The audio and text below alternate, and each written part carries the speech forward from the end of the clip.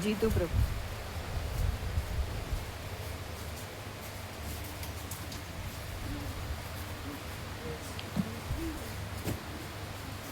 Hello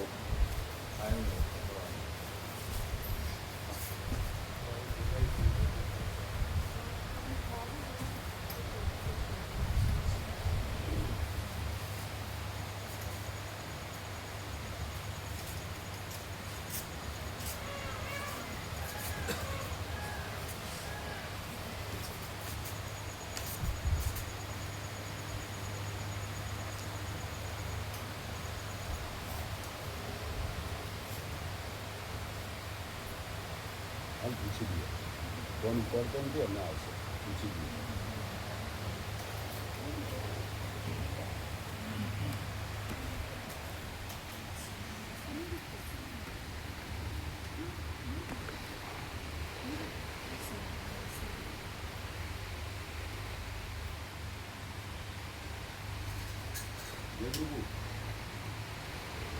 તિરુપતિનું advance booking કરાવવું પડે છે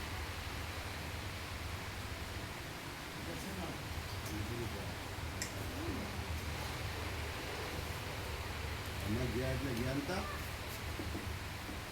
પેલા મહેન્દ્ર બધા ગયા હતા ને આપણે બુકિંગ એડવાન્સ કરાવી હતી એમ નહીં કે આગલા દિવસે બુકિંગ કરાવવું પડે એનાથી જવાબ નહીં દેતા પેલા જીવન પ્રભુને એવું કહેતા હતા ખરો એવું ફોન કરીને પૂછી લો મામા પ્રભુએ એવું જ કીધું હતું આ પૂછી લો શું કીધું કે તિરુપતિ બાલાજીમાં આગલે દિવસે લાઈનમાં બે દિવસ ઉભા પહેલા બુકિંગ કરાવવું પડે હા આગલા દિવસે કે તિરુપતિમાં બુકિંગ કરાવવું પડે એડવાન્સમાં એટલે હાલ હમણાં રૂબરૂ રિસન્ટ જઈને આવ્યા એમને પૂછી લઈએ ને એટલે બસ વાળાને ખબર હોય ને બસ વાળાને ખબર હોય ના, હાલ જ પેલું જઈને આવ્યા છે ને એમને પૂછી લઈએ ને પણ બસ વાળા તો કાયમ જતા હોય એટલે ખબર હોય ને હા કાયમ જતા હોય ને એટલે એના અનુભવ હોય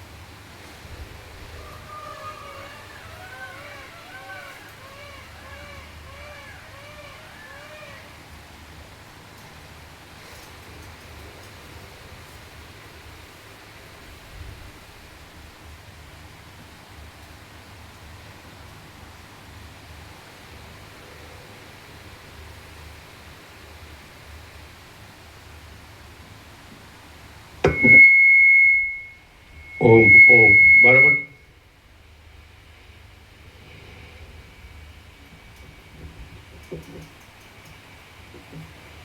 ઓમ ઓમ ઓમ ઓમ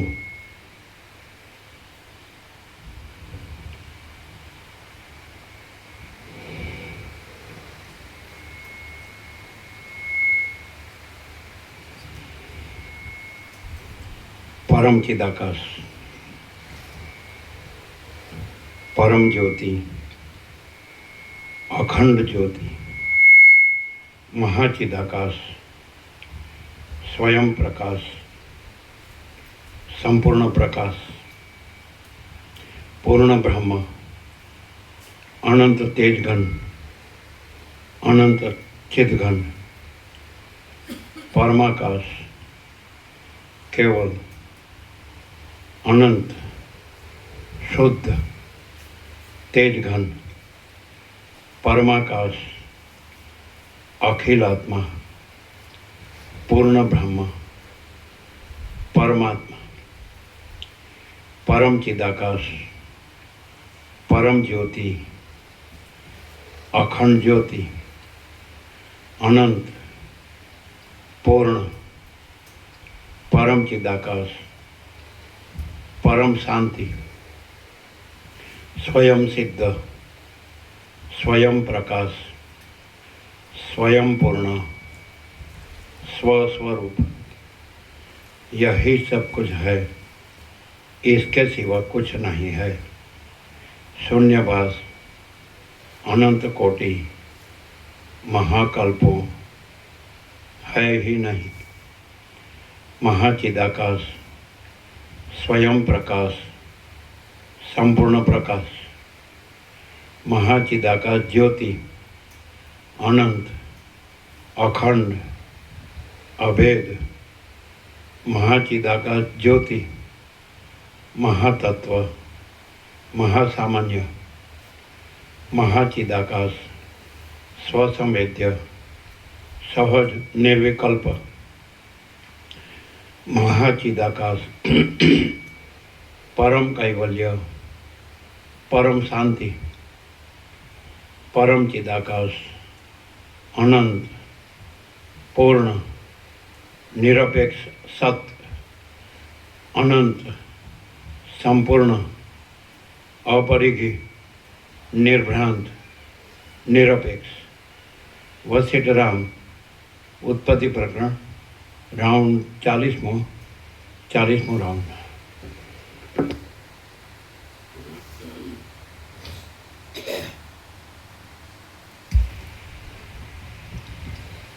आद्य परब्रह्म सदगुरु देव की जय। ओम श्री परमात्मने नमः। સદગ્રંથોમાં શિરોમણી શ્રી યોગ વાસિષ્ઠ મહારામાયણ ઉત્પત્તિ પ્રકરણ પાના નંબર 135 સર્ગ 10મો। બ્રહ્મના લક્ષણમાં શંકા અને તેનું સમાધાન। આ 10મા સર્ગમાં બ્રહ્મના લક્ષણમાં જે શંકા થઈ છે તેનું સમાધાન કરી તેનું તાત્પર્ય કહેવાશે। રામ બોલ્યા, મહાપ્રલય થતાં જે તત્વ બાકી રહે છે તે નિરાકાર જ રહેવું જોઈએ, એમાં કશો સંશય નથી। પરંતુ એ તત્વ શૂન્ય શા માટે નહીં અને પ્રકાશ શા માટે નહીં, તમ શા માટે નહીં, પ્રકાશવાળું શા માટે નહીં, તે જ્ઞાતાથી રહિત શી રીતે છે, જીવરૂપે શી રીતે નથી, બુદ્ધિરૂપ શા માટે નથી અને મનરૂપ કેમ નથી, એ તત્વ કોઈ રૂપ નથી એ શી રીતે અને સર્વરૂપ પણ છે એ શી રીતે? આ તમારી વચનોની વિચિત્ર ઢબથી તો મારા મનમાં ગૂંચવાડો ઊભો થયો છે, માટે તે તમે દૂર કરો। વશિષ્ઠ બોલ્યા, તમે આજે પૂછો છો તે મારા અભિપ્રાયને ઓળંગીને પૂછો છો। એ ઘણો વિષમ છે, છતાં જેમ સૂર્ય કશા પણ યત્ન વિના રાત્રિના અંધારાને ભેદી નાખે છે, તેમ હું પણ કશા પણ યત્ન વિના તમારા સંશયને ભેદી નાખીશ। હે રામ, મહાપ્રલયના સમયમાં જે સત વસ્તુ અવશેષ રહે છે તે શૂન્ય નથી। આ વિશે હું જે કહું છું તે તમે સાંભળો। જેમ કોતર્યા વિનાની પૂતળી થાંભલામાં રહેલી છે, તેમ આ જગત પણ તે સમયે બ્રહ્મમાં રહ્યું હોય છે, માટે જગતના અધિષ્ઠાન રૂપ તે બ્રહ્મ શૂન્ય નથી। આવી રીતનો જગતરૂપ જે મોટો આડંબર જોવામાં આવે છે તે સાચો હોય કે ખોટો હોય તો પણ તે જેમાં રહેતો હોય તે પદાર્થ શૂન્ય હોય જ નહીં। જેમ થાંભલો પોતાનામાં પૂતળી કોતરાયા વિના હોય છતાં પણ પૂતળી વિનાનો નથી, તેમ બ્રહ્મ પણ પ્રલય કાળમાં જગતના પ્રકાશથી રહિત છે, છતાં પણ જગત વિનાનું નથી, માટે તે શૂન્ય નથી। હે રામ, જેમ જળમાં તરંગ નથી અને છે પણ ખરા, તેમ બ્રહ્મમાં આ જગત નથી અને છે પણ ખરું। જો દેશ, કાળ, કોતરનાર અને કોતરવાના સાધનો હોય તો થાંભલામાં પૂતળીની રચના થઈ શકે છે, પણ બ્રહ્મમાં તો દેશ, કાળ આદિ સામગ્રીનો સંભવ નથી, તેથી તેમાં જગતની રચના થવી સંભવતી નથી। આમ માનીને વાદીઓ મિથ્યા મૂંઝાયા કરે છે, કારણ કે બ્રહ્મમાં જગતની સ્થિતિ વિશે થાંભલાની પૂતળીનું જે દ્રષ્ટાંત આવે છે તે એક દેશથી સરખું લેવાનું છે, પણ સઘળી રીતે સરખું લેવાનું નથી। જગતની ઉત્પત્તિની સત્તા બ્રહ્મની સત્તાથી જુદી નથી અને તેના પ્રલયની સત્તા પણ બ્રહ્મની સત્તાથી જુદી નથી। તો એવા કેવળ સત અને સ્વરૂપ સ્થિત બ્રહ્મની અંદર જગતની ઉત્પત્તિ થવામાં બીજી કોઈ સામગ્રીની જરૂર નથી। અશૂન્ય પદાર્થને લઈને શૂન્ય શબ્દનો અર્થ કલ્પી શકાય છે અને શૂન્ય પદાર્થને લઈને અશૂન્ય શબ્દનો અર્થ કલ્પી શકાય છે, પણ બ્રહ્મથી ભિન્ન બીજો કોઈ પદાર્થ જ નથી, માટે બ્રહ્મને શૂન્ય કે અશૂન્ય કહેવાય જ કેમ? જે પ્રકાશ છે તે સૂર્યનો, અગ્નિનો, ચંદ્રનો કે તારા આદિનો ધર્મ છે, માટે બ્રહ્મને પ્રકાશ કહી શકાય નહીં. તેમજ એ સૂર્ય આદિ કોઈ પણ યથાર્થ બ્રહ્મમાં નથી, માટે બ્રહ્મ પોતે પ્રકાશવાળું પણ નથી. સૂર્ય આદિ મહાભૂતોના પ્રકાશોનો જે અભાવ છે તે તમ કહેવાય છે. બ્રહ્મ એ કાંઈ તેવા પ્રકાશના અભાવરૂપ નથી, માટે તે તમરૂપ નથી. પ્રકાશની પેઠે સ્વચ્છ એવા એ બ્રહ્મનો જે પ્રકાશ કહેવાય છે તે એના પોતાના અનુભવ રૂપ જ છે. તે પ્રકાશનો એ પોતે જ અનુભવ કરે છે, પણ બીજા કોઈને તેનો અનુભવ થતો નથી. આ પ્રમાણે બ્રહ્મ જ્ઞાતાથી રહિત છે. જે બ્રહ્મ તમથી તથા પ્રકાશથી પણ રહિત છે અને અવિનાશી પદ છે, તે આકાશની પેઠે નિર્મળ છે અને તેમાં સઘળું જગત ભ્રાંતિથી જ કલ્પાયું છે, માટે તે બ્રહ્મને જીવરૂપ, બુદ્ધિરૂપ કે મનરૂપ કહી શકાતું નથી. બીલામાં અને બીલાના મધ્યમાં જેમ કશો ભેદ નથી, તેમ બ્રહ્મમાં અને જગતમાં કશો ભેદ નથી, માટે બ્રહ્મ કોઈ અન્ય રૂપ નથી, તેમ સર્વરૂપ છે એમ પણ કહેવાય છે. જેમ જળની અંદર તરંગ છે અને માટીની અંદર ઘડો છે, તેમ જેની અંદર જગત છે તે બ્રહ્મ શૂન્ય કેમ જ હોય? જેમ પૃથ્વીની અંદર રહેલું જળ પૃથ્વીરૂપ નથી, તેમ બ્રહ્મની અંદર રહેલું જગત બ્રહ્મરૂપ ન હોવું જોઈએ એવી શંકા કરવી નહીં, કારણ કે પૃથ્વી આદિ સાકાર પદાર્થોની ઉપમા નિરાકાર બ્રહ્મમાં યથાર્થ રીતે લાગુ પડે નહીં. બ્રહ્મ આકાશની પેઠે નિર્મળ છે અને તેની અંદર રહેલું જગત પણ આકાશની પેઠે નિર્મળ જ છે. જેમ બ્રહ્મ આકાશથી પણ અતિ નિર્મળ છે, તેમ તેની અંદર રહેલું જગત પણ આકાશથી અતિ નિર્મળ છે. એટલે જેવું બ્રહ્મ છે તેવું જ જગત છે. મરીની અંદર રહેલી તીખાશ જેમ તેના ખાનાર વિના અન્યને જાણવામાં આવતી નથી, તેમ બ્રહ્મનું ચિન્માત્રપણું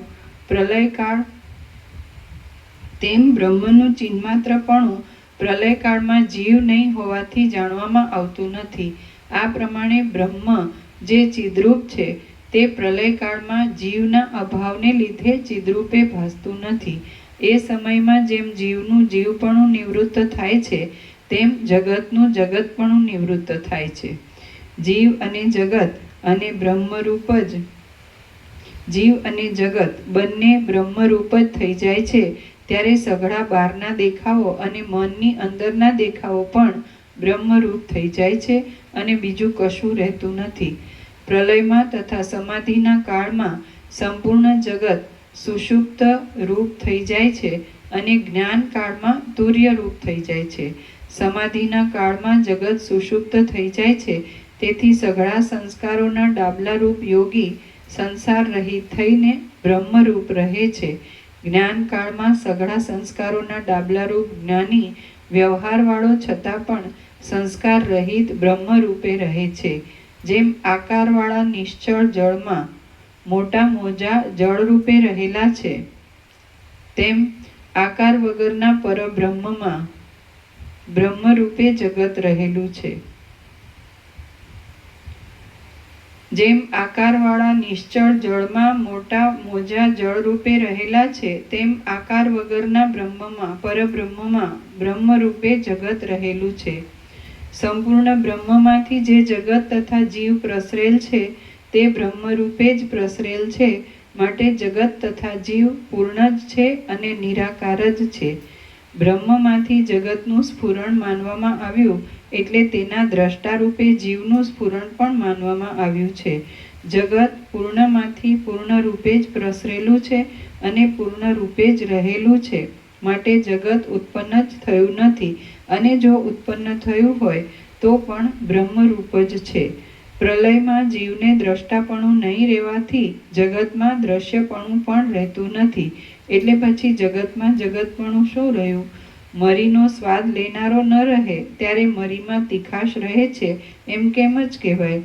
બ્રહ્મમાં ચિત્ત અને દ્રશ્યપણું વગેરે છે જ નહીં, છતાં તે મિથ્યા જ પ્રતીત થાય છે.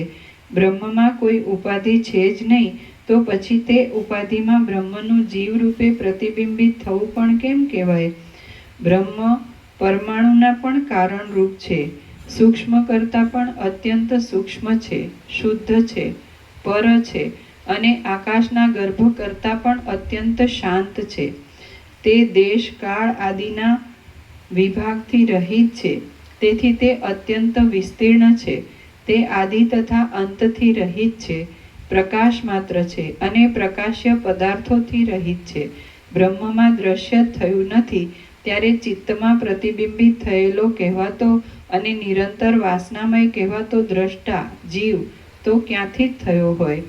દ્રશ્યનો ઉદય નહીં થવાથી બ્રહ્મમાં જીવપણું નથી, બુદ્ધિપણું નથી, ચિત્તપણું નથી, ઇન્દ્રિયપણું નથી કે વાસનાપણું નથી. આમ પરબ્રહ્મ બીજાઓને જગતરૂપી મોટા આડંબરથી ભરેલો લાગે છે, પણ અમને તો તે શાંત અને આકાશ કરતાં પણ અધિક શૂન્ય લાગે છે. રામ બોલ્યા, એ અપાર ચૈતન્યમય પરબ્રહ્મનું રૂપ કેવું છે? તમે એ ફરીવાર સારી પેઠે મને કહો, એટલે મારા જ્ઞાનમાં વૃદ્ધિ થાય. વસિષ્ઠ બોલ્યા, મહાપ્રલય થતાં સઘળા કારણોના પણ કારણરૂપ જે પરબ્રહ્મ અવશેષ રહે છે, તેનું રૂપ હું કહું છું તે તમે સાંભળો. સમાધિમાં વૃત્તિઓનો ક્ષય થાય છે, ત્યારે મનના રૂપનો પણ નાશ કરીને જે કોઈ રીતે નિરૂપણ કરી શકાય નહીં એવું સદ્રૂપ રહે છે, તે પરબ્રહ્મનું રૂપ છે. સમાધિમાં વૃત્તિઓનો ક્ષય થાય છે, ત્યારે મનના રૂપનો પણ નાશ કરીને જે કોઈ રીતે નિરૂપણ કરી શકાય નહીં એવું સદ્રૂપ રહે છે, તે પરબ્રહ્મનું રૂપ છે. સમાધિમાં દ્રશ્યરૂપ જગત રહેતું નથી, તેથી દ્રષ્ટાનો અભાવ થવાથી જે એક રસ જેવું સાક્ષીરૂપ પ્રતીત થાય છે, તે પરબ્રહ્મનું રૂપ છે. જેને વિશે ભવિષ્યકાળમાં જીવનું સ્વરૂપ થયું માનવામાં આવે છે, તેમ ચૈતન્યનું દ્રશ્યોમાં ઉન્મુખ નહીં થયેલું ચિન્માત્ર, નિર્મળ અને શાંત એવું જે રૂપ છે, તે પરબ્રહ્મનું રૂપ છે. શરીરને વાયુ આદિ લાગતા છતાં પણ જેમ તેનો સ્પર્શ આદિ અનુભવ નહીં થતા જે રૂપ સમાધિમાં જીવતા યોગીનું રહે છે, તે પરમાત્માનું રૂપ છે. હે નિષ્પાપ, સ્વપ્ન વિનાની, માકડ આદિની પીડાથી નહીં તૂટતી અને અંદર પ્રકાશવાળી બુદ્ધિની જે સુષુપ્તિ અવસ્થા છે, તે ઘણીવાર સુધી રહે છે, ત્યારે તેનું જે ચૈતન્ય રૂપ છે, તે પ્રલયકાળમાં પરમાત્માનું સ્વરૂપ છે.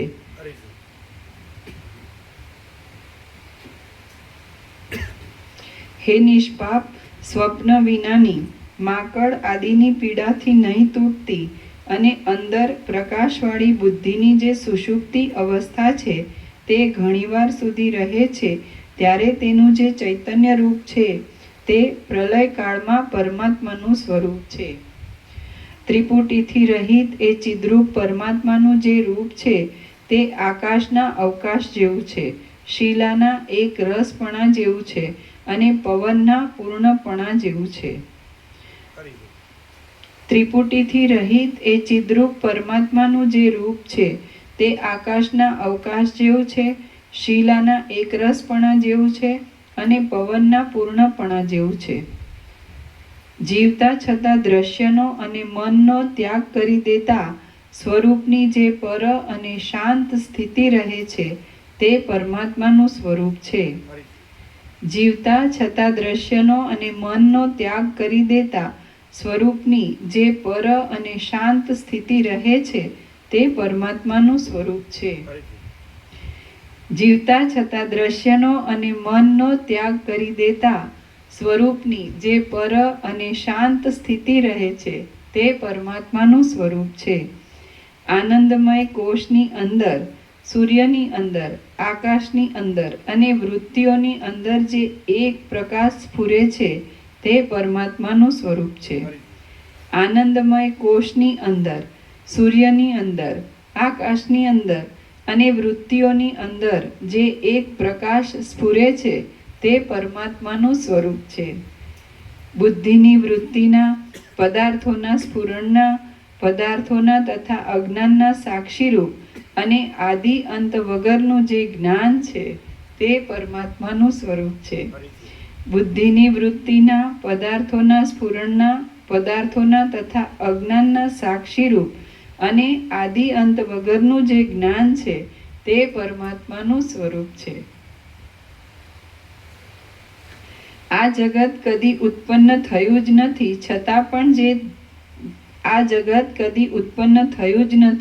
છતાં પણ તે જેનાથી ઉત્પન્ન થયા જેવું જણાય છે અને જેનાથી અભિન્ન હોવા છતાં પણ તે ભિન્ન જેવું જણાય છે તે પરમાત્માનું રૂપ છે. જ્ઞાની પુરુષ વ્યવહારમાં લાગ્યા છતાં પણ તે જે પાષાણના જેવી અવિચળ સ્થિતિમાં રહે છે તથા જે અખંડિત છતાં જગતને અવકાશ આપે છે તે પરમાત્માનું સ્વરૂપ છે. જ્ઞાની પુરુષ વ્યવહારમાં લાગ્યા છતાં પણ તે જે પાષાણના જેવી અવિચળ સ્થિતિમાં રહે છે તથા જે અખંડિત છતાં જગતને અવકાશ આપે છે તે પરમાત્માનું સ્વરૂપ છે. પ્રમાતા, પ્રમાણ અને પ્રમેય. પ્રમાતા એટલે ચિદાભાસ, પ્રમાણ એટલે ઇન્દ્રિયોની વૃત્તિ અને પ્રમેય એટલે વિષયો. પ્રમાતા, પ્રમાણ અને પ્રમેય એ ત્રણે જેમાં ઉદય પામે છે અને જેમાં અસ્ત પામે છે તે પરમ દુર્લભ, તે પરમાત્માનું સ્વરૂપ છે. બુદ્ધિ આદિથી રહિત એવા જે મોટા અરીસામાં પ્રમેયપણું, પ્રમાણપણું અને પ્રમાતાપણું પ્રતિબિંબિત થયેલું છે તે પરમાત્માનું સ્વરૂપ છે. જાગ્રતથી, સ્વપ્નથી તથા સુષુપ્તિથી રહિત એવું જે મહાચૈતન્યનું સ્વરૂપ છે અને સ્થાવરમાં તથા જંગમમાં જે સતરૂપે પ્રતીત થાય છે તે પરમાત્માનું સ્વરૂપ છે. જાગ્રતથી, સ્વપ્નથી તથા સુષુપ્તિથી રહિત એવું જે મહાચૈતન્યનું સ્વરૂપ છે અને સ્થાવરમાં તથા જંગમમાં જે સતરૂપે પ્રતીત થાય છે તે પરમાત્માનું સ્વરૂપ છે અને તે જ પ્રલયમાં અવશેષ રહે છે. સ્થાવરોનું રૂપ કે જે મનથી તથા બુદ્ધિ આદિથી રહિત છે તે જો જ્ઞાનમય હોય તો તેને પરમાત્માના રૂપની ઉપમા આપી શકાય. બ્રહ્મા, સૂર્ય, વિષ્ણુ, ઇન્દ્ર અને સદાશિવ આદિનો નાશ થતા સુખરૂપ, સઘળી ઉપાધિઓનો નાશ થવાથી ભેદ રહિત ચૈતન્ય માત્ર અને જેમાં જગતનો સંગ રહેતો નથી એવું એક પરમ સ્વરૂપ પ્રલયકાળમાં રહે છે. બ્રહ્મા, સૂર્ય, વિષ્ણુ, ઇન્દ્ર અને સદાશિવ આદિનો નાશ થતા સુખરૂપ, સઘળી ઉપાધિઓનો નાશ થવાથી ભેદ રહિત ચૈતન્ય માત્ર અને જેમાં જગતનો સંગ રહેતો નથી એવું એક પરમ સ્વરૂપ પ્રલયકાળમાં રહે છે. શ્રી યોગ વાસિષ્ઠ મહારામાયણમાં ઉત્પત્તિ પ્રકરણનો મહાકલ્પાંતાવશિષ્ટ પરમ ભાવ વર્ણન નામનો સર્ગ 10મો સમાપ્ત. સર્ગ 11મો. જગતની સત્તા અધિષ્ઠાનની સત્તાથી જુદી નથી. આ 11મા સર્ગમાં પ્રલયમાં પણ જગતની સત્તા અધિષ્ઠાનની સત્તાથી છે અને સૃષ્ટિમાં પણ અધિષ્ઠાનથી જુદી તેની સત્તા નથી એ નિરૂપણ કરવામાં આવશે. રામ બોલ્યા, હે બ્રહ્મન, આવા રૂપથી પ્રકાશતું આ દ્રશ્યરૂપ જગત મહાપ્રલયના સમયમાં બ્રહ્મની અંદર રહેતું નથી ત્યારે ક્યાં રહે છે તે કહો. વસિષ્ઠ બોલ્યા, વાંજણીનો દીકરો ક્યાંથી આવે છે ને ક્યાં જાય છે તથા આકાશનું વન ક્યાંથી આવે છે અને ક્યાં જાય છે તે કહો. રામ બોલ્યા, વાંજણીનો દીકરો તથા આકાશનું વન છે જ નહીં અને થવાના પણ નથી. આમ તેઓ પ્રત્યક્ષ નથી અને પ્રત્યક્ષ નહીં હોવાને લીધે તેમનો પ્રલય થવાનું પણ કહી શકાય એમ નથી. માટે તમે જગતને તેમની ઉપમા આપો છો એ કેમ સંભવે? વસિષ્ઠ બોલ્યા, જેમ વાંજણીનો દીકરો અને આકાશનું વન એ કદી પણ નથી તેમ જગત આદિ દ્રશ્ય પણ કદી નથી. એની પેઠે જ જગત ઉત્પન્ન થયું નથી તેમ નાશને પણ પામનારું નથી. જે વસ્તુ પ્રથમ છે જ નહીં તેની ઉત્પત્તિ વળી કેવી હોય? પછી ઉત્પત્તિ ન હોય ત્યારે નાશની તો વાત જ શી હોય? જે વસ્તુ પ્રથમ છે જ નહીં તેની ઉત્પત્તિ વળી કેવી હોય? પછી ઉત્પત્તિ ન હોય ત્યારે નાશની તો વાત જ શી હોય? રામ બોલ્યા, જેની ઉત્પત્તિ અને સ્થિતિ પ્રત્યક્ષ છે એવા જગતને વાંજણીના પુત્ર આદિ અત્યંત અસત પદાર્થની ઉપમા આપવી ઘટતી નથી. માટે વાંજણીના પુત્રની અને આકાશના વનની ઉપમા નહીં આપતા જેમના ઉત્પત્તિ અને નાશ પ્રત્યક્ષ છે તેમની ઉપમાઓ આપો તો અયોગ્ય કહેવાય. વશિષ્ઠ બોલ્યા, જેને જગત સાચું જેવું ભ્રમ હોય ને એનું દુઃખ કદી જાય જ નહીં. અને જેને જગત કાંઈ ન હોય ને એને સહજ પરમ શાંતિ રહે. જેને જગત સાચું હોવાનો ભ્રમ હોય ને એનું દુઃખ કોઈ દિવસ જાય જ નહીં. અને જેનામાં જગત કાંઈ ન હોય ને, મન કાંઈ ન હોય, અહંકાર કાંઈ ન હોય, વાસના કાંઈ ન હોય, સમજે જ ને, તો એને સહજ પરમ શાંતિ. સમજાય? જેને આ જગત સાચા હોવાનો ભ્રમ હોય ને એનું દુઃખ કોઈ દિવસ ન જાય. અને જગત કાંઈ ન હોય ને એને સહજ પરમ શાંતિ હોય છે ને. પ્રેક્ટિકલ.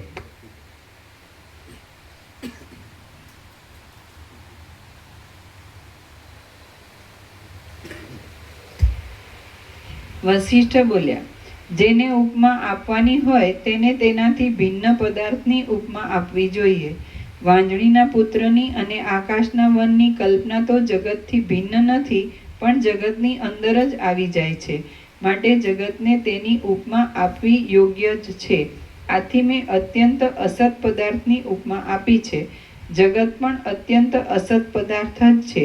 બીજા કોઈ પદાર્થની ઉપમા નહીં લાગુ પડતા તેના તે પદાર્થની ઉપમા આપવામાં આવે તો આકાશ આકાશ જેવું છે એ વાક્યની પેઠે અનન્વયાલંકારનું ઉદાહરણ થઈ જાય. આ જગત તો પ્રત્યક્ષ દેખાય છે તે અત્યંત અસત કેમ સંભવે એવી શંકા રાખશો નહીં. કારણ કે કેટલાયક પદાર્થો અત્યંત અસત છતાં પણ પ્રત્યક્ષ થાય છે. જેમ સુવર્ણના કડામાં કડાપણું પ્રત્યક્ષ દેખાય છે પણ તે અત્યંત અસત છે, તેમ બ્રહ્મમાં જગતપણું પ્રત્યક્ષ દેખાય છે પણ તે અત્યંત અસત છે. જેમ આકાશમાં શૂન્યપણું પ્રત્યક્ષ દેખાય છે પણ તે આકાશથી જુદું નથી. કાજળમાં કાળાપણું પ્રત્યક્ષ દેખાય છે. આ પ્રકારથી અનુભવ છે. અનુભવ છે. હવે અનુભવ છે તો જે આ સગળો ભાસ છે તે અનુભવ કોઈ ભાસ નથી. આમ સીધે સીધું છે, પ્રેક્ટિકલ. આ પ્રકાશથી જ છે. આ શાસ્ત્ર ગુરુમાં ના મળે. અનુભવ છે અને આ સગળો ભાસ છે અને અનુભવ કોઈ ભાસ નથી. એ અનુભવ જ પરમ ચિદાકાશ પરમ જ્યોતિ અખંડ જ્યોતિ છે. જે કહેવાય મા ચિદાકાશ સ્વયં પ્રકાશ સંપૂર્ણ પ્રકાશ અનુભવ છે કે નહીં. અને જોજો બરાબર અનુભવ છે અને આ આખો આકાશ અને આકાશમાં રહેલું બધું આખો ભાસ. અનુભવ કોઈ ભાસ નથી અને કોઈ ભાસ વસ્તુ નથી. અને અનુભવ એ પરમ ચિદાકાશ પરમ જ્યોતિ અખંડ જ્યોતિ. એટલે ઇંગ્લિશ એડથી જો કરો તમે તો ઉપર પરમ ચિદાકાશ પરમ જ્યોતિ અખંડ જ્યોતિ, આગળ તો મા ચિદાકાશ સ્વયં પ્રકાશ સંપૂર્ણ પ્રકાશ, અને નીચે આ આખો ભાસ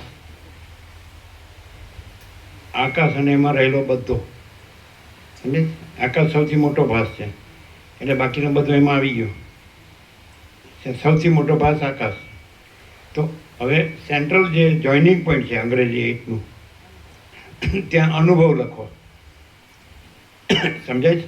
અનુભવ એરો ઉપર જાય. સમજાય? અને સાઈડમાં લખો સંપૂર્ણ ભાસ રહિત. અનુભવ સંપૂર્ણ ભાસ રહિત પરમ ચિદાકાશ પરમ જ્યોતિ અખંડ જ્યોતિ. અને પ્રેક્ટિકલ દ્રષ્ટાંત પણ છે. સમજાય? પ્રેક્ટિકલ દ્રષ્ટાંત. સૂર્યનારાયણ ભગવાન છે અને પ્રકાશ છે. તો આ આખો ભાસ છે. સમજાય કે નહીં? તો એ આખો પ્રકાશ છે, એ આખો ભાસ નથી. અને આખો પ્રકાશ સૂર્યનારાયણ ભગવાન રૂપ છે અને આખો ભાસ કાંઈ નથી. એટલે કેવળ સૂર્યનારાયણ ભગવાન જ છે. ભાસ કીધું એટલે भास हुआ नहीं, है नहीं, होगा नहीं, होता नहीं। आखो प्रकाश है, समझे कि नहीं? तो आखो भास है, आकाश से पृथ्वी, भूल भुव स्व, समझे? तो आखो प्रकाश है એ ભાસ, કોઈ ભાસ રૂપ નથી. અને આખો પ્રકાશ આખા સૂર્યનારાયણ ભગવાન રૂપ છે. એ અનુભવ છે એ જ આખો પ્રકાશ છે. અનુભવ છે એ જ આખો પ્રકાશ. સમજે જ ને? તો એ એટલે તમારે સૂર્યનું દ્રષ્ટાંત એનો અંગ્રેજી એડ કરી શકાય કે ઉપર સૂર્યનારાયણ ભગવાન અને નીચે આખો ભાસ, આકાશથી પૃથ્વી, અને એરો આખો પ્રકાશ. સમજે? તો એ પ્રકાશ છે એ ઉપર એરો જાય કે સૂર્યનારાયણ ભગવાન રૂપ છે, અને એ નીચેના કોઈ ભાસ રૂપ નથી, અને ભાસ કાંઈ નથી. સમજે? તો એ અનુભવ જે છે એ પ્રકાશ, સમજે? અને સૂર્ય જે છે એ પરમચિદ આકાશ, પરમ જ્યોતિ, અખંડ જ્યોતિ. અનુભવ છે એ નીચે આખો ભાસ છે, આકાશથી પૃથ્વી, એ કોઈ ભાસરૂપ નથી, એ પ્રકાશ છે. અને એ મહાચિદાકાશ, સ્વયં પ્રકાશ, સંપૂર્ણ પ્રકાશ છે. અનુભવ એટલે કોઈ એમ કે દ્વૈત ભ્રમ થયો છે, પ્રકાશ પણ છે ને જીવ જગત પણ છે, દ્રષ્ટાદર્શી પણ છે. તો કેવી રીતે એ જ છે, પ્રકાશ જ છે, એટલે કે પરમચિદાકાશ, પરમ જ્યોતિ, અખંડ જ્યોતિ જ છે. મહાચિદાકાશ, સ્વયં પ્રકાશ, સંપૂર્ણ પ્રકાશ જ છે. કેવી રીતે? સમજે કે નહીં? દ્વૈતમાં તો જેવી રીતે સૂર્યનારાયણ ભગવાન છે, તો કેવી રીતે સૂર્યનારાયણ ભગવાન જ છે? કેવી રીતે? આ દ્વૈત થયું છે કે સૂર્યનારાયણ ભગવાન પણ છે ને આ આખો ભાસ પણ છે. તમે દ્રશ્ય કયો, સૃષ્ટિ કયો, જગત કયો, સર્ગ કયો, સંસાર કયો, વિશ્વ કયો, બ્રહ્માંડ કયો, કોઈ પણ, બરાબર? જે ભાસ એટલે એપિયરન્સ. તો આખો ભાસ છે તો સૂર્યનારાયણ ભગવાન જ છે. કેવી રીતે? તો આખો ભાસ છે ત્યાં આખો પ્રકાશ છે, અને આખો પ્રકાશ છે એ આખો ભાસ નથી, કોઈ ભાસ નથી. અને આખો પ્રકાશ છે એ જ સૂર્યનારાયણ ભગવાન છે, એ સૂર્યનારાયણ ભગવાન જ છે. એવી રીતે આખો અનુભવ છે પ્રકાશ, અનુભવ પ્રકાશ, આખો અનુભવ પ્રકાશ છે. તો એ પરમચિદ આકાશ, પરમ જ્યોતિ, અખંડ જ્યોતિની પહેચાન, શું કહેવાય, ઓળખ. જેમ આખો પ્રકાશ છે સૂર્યનારાયણ ભગવાનની ઓળખ છે, એમ આખો અનુભવ પ્રકાશ છે એ મહાચિદાકાશ, સ્વયં પ્રકાશ, સંપૂર્ણ પ્રકાશની ઓળખ, પરમચિદાકાશ, પરમ જ્યોતિ, અખંડ જ્યોતિની ઓળખ. ક્લિયર? અને આખો ભાસ પ્રકાશ છે, કોઈ ભાસ નથી, અને કોઈ જગ્યા નથી જ્યાં પ્રકાશ નથી, એમ કોઈ જગ્યા નથી જ્યાં અનુભવ પ્રકાશ નથી, અને અનુભવ પ્રકાશ કોઈ ભાસ નથી, એટલે કોઈ ભાસ, કોઈ વસ્તુ નથી. કારણ કે આખો અનુભવ પ્રકાશ છે એ અનંત ભરપૂર છે, અને કોઈ જગ્યા ખાલી નથી, અને કોઈ એમાં બીજી જગ્યા નથી, બીજી વસ્તુ નથી, માટે આખો ભાસ કાંઈ નથી. અને એ આખો અનુભવ પ્રકાશ છે એ આખો મહાચિદાકાશ, સ્વયં પ્રકાશ, સંપૂર્ણ પ્રકાશ. કોઈ એમ કે અમને આ દ્વૈત ભ્રમ થયો છે કે ભાઈ હું આ માણસ છું, આ જીવ છું, ને આ જગત છે, જન્મું છું, જીવું છું, હું મારું કરું છું, રાગ દ્વેષ, ઈચ્છા અનિચ્છા કરું છું, સુખી દુઃખી થાઉં ને મરી જાઉં. તો આમાં મારે મહાચિદાકાશ, સ્વયં પ્રકાશ, સંપૂર્ણ પ્રકાશ કેવી રીતે અનુભવવું અને રહેવું? તો આખો અનુભવ પ્રકાશ છે એ આ કોઈ ભાસ નથી. અનુભવ પ્રકાશ છે કે નહીં? અને કોઈ ભાસ નથી કે નહીં? અને આખો અનુભવ પ્રકાશ છે એ જ મહાચિદાકાશ, સ્વયં પ્રકાશ, સંપૂર્ણ પ્રકાશ. કારણ કે બીજો પ્રકાશ જ નથી. આખો પ્રકાશ છે, પૂર્વ સ્વ, આકાશથી પૃથ્વી, ત્રૈલોક્ય. તો એ પ્રકાશ કોઈ ભાસ નથી, આકાશથી પૃથ્વી કોઈ ભાસ નથી, અને એ પ્રકાશ સૂર્યનારાયણ ભગવાન જ છે. તો આખો અનુભવ પ્રકાશ છે એ કોઈ ભાસ નથી, અને મહાચિદાકાશ, સ્વયં પ્રકાશ, સંપૂર્ણ પ્રકાશ જ છે. એને ક્લિયર? હવે પ્રકાશને તમે જોતા નથી અને ભાસને જુઓ છો, એ ઊંધું થયું છે. નથી એને જુઓ છો, જો છે એને જોતા નથી, અને છે એને જુઓ તો એ જ છે. એમાં નથી એ કાંઈ નથી, ભાસ કાંઈ નથી. ભાસ જોડ્યાનું જ બધું દુઃખ છે, કાંઈ નથી એને જોડ્યાનું જ બધું દુઃખ છે, અને એ કાંઈ નથી એને છોડ્યાનું જ બધું સુખ છે. અને અહીં પ્રેક્ટિકલ છે, ઇનેટ. કેવું છે આ બધું વેદાંત બ્રહ્માંડમાં આવે ને આવે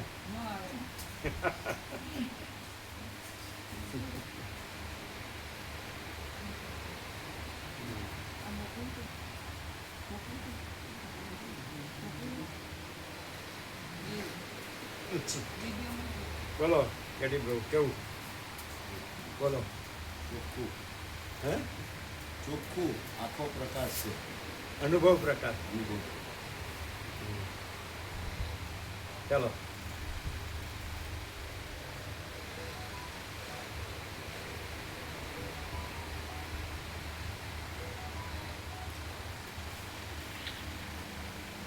જો તૈયાર હોય ને ડાયરેક્ટ જો હે સો હે ને ચલો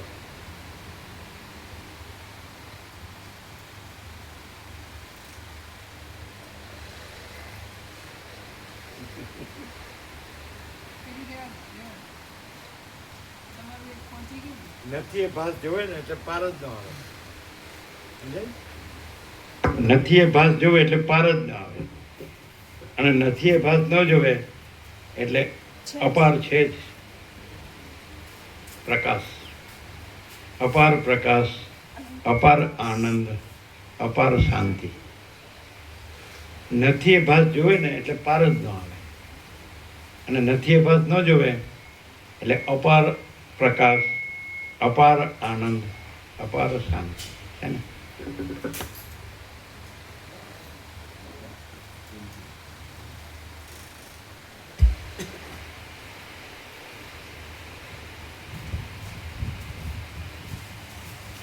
જેમ સુવર્ણના કડામાં કડાપણું પ્રત્યક્ષ દેખાય છે પણ તે અત્યંત અસત છે, તેમ બ્રહ્મમાં જગતપણું પ્રત્યક્ષ દેખાય છે પણ તે અત્યંત અસત છે.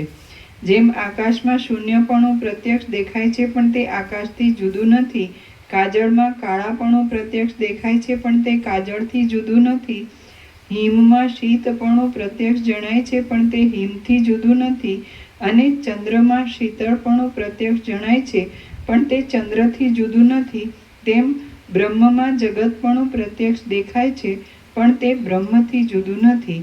જેમ મરુદેશમાં નદીમાં જળ અને બીજા ચંદ્રમાં ચંદ્રપણું પ્રત્યક્ષ દેખાતા છતાં પણ નથી જ. એને એમ કહીએ કે અનુભવ પ્રકાશ મહાચિદાકાશ સ્વયં પ્રકાશ સંપૂર્ણ પ્રકાશથી જુદો નથી, અને ભાસ અનુભવ પ્રકાશથી જુદો નથી. એટલે આવી રીતે નિરૂપણ કરવામાં સમજવામાં ભૂલ થાય.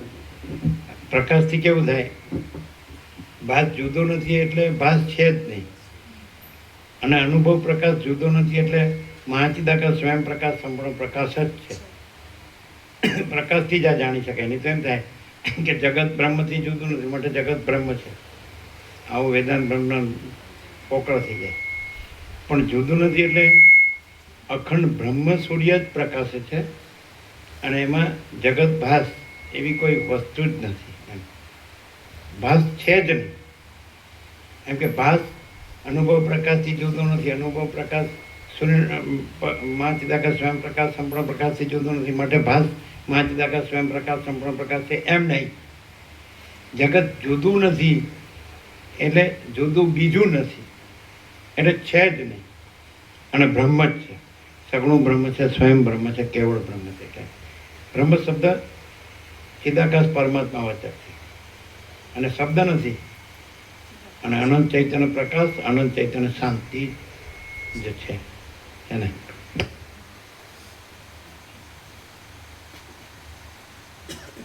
જુદું નથી એટલે પકડી લે કે એ જ છે.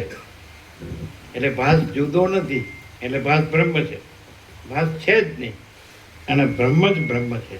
એ ચિદાકાશ જ ચિદાકાશ છે, ભાસ છે જ નહીં. એટલે જેને ભાસનો ભ્રમ હોય ને એને આ ખબર ન પડે, અને જે ભાસનો ભ્રમ કાઢી નાખે ને એટલે બ્રહ્મ જ છે, ચિદાકાશ જ છે ને સીધું. અને ભાસનો બ્રહ્મ રાખે તોય રહેતો નથી, છે નહીં, છે પણ નહીં ને રહેતો પણ નથી, અને સ્થિર પણ નથી, અસ્થિર છે. એટલે એમાં શાંતિ નથી, અને આ સ્થિર છે એટલે પરમ શાંતિ છે. પરબ્રહ્મ પરમ શાંત છે, સમજાય? અને ભાસ છે એ છે જ નહીં, થતો જ નથી. પણ બ્રહ્મ માત્ર પણ ભાસતો હોય તો એમાં એને કાંઈ મળતું નથી, કારણ કે કાંઈ નથી, છે ને.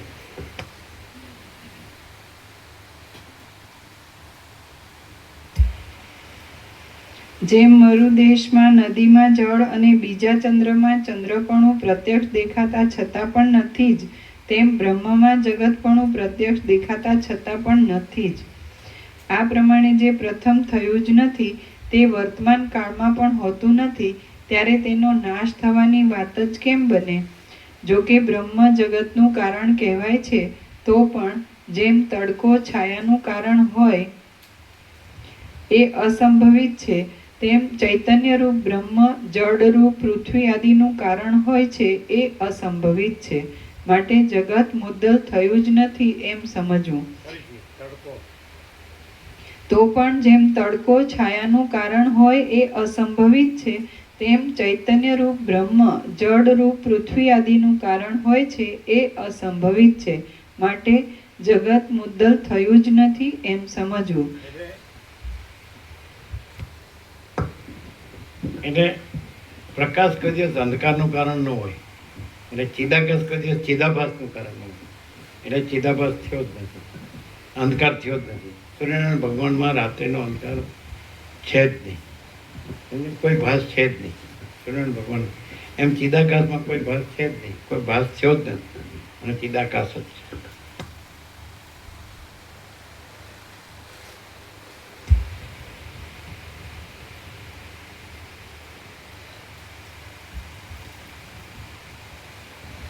આથી જગતરૂપ કાર્ય કાંઈ ઉત્પન્ન થયું જ નથી, પણ જે બ્રહ્મ છે તે જ જગત રૂપે ભાસે છે એમ માનવું યોગ્ય છે. પણ અજ્ઞાન જ જગત રૂપે પરિણામ પામ્યું છે એમ કહેવામાં આવે તો પણ અજ્ઞાનનું પરિણામ એ સંવિતનું વિવર્ત જ છે. સ્વપ્નમાં જે જગત જોવામાં આવે છે તે સંવિતનું જ વિવર્ત જ છે એ વાત પ્રસિદ્ધ છે. સંવિત એટલે જ્ઞાન અને વિવર્ત એટલે મૂળ વસ્તુ ન ફરતા તેમાં બીજું ભાન થાય તે. એને વિપરીત ભાસ અથવા વિપરીત ભ્રમ કહી શકાય.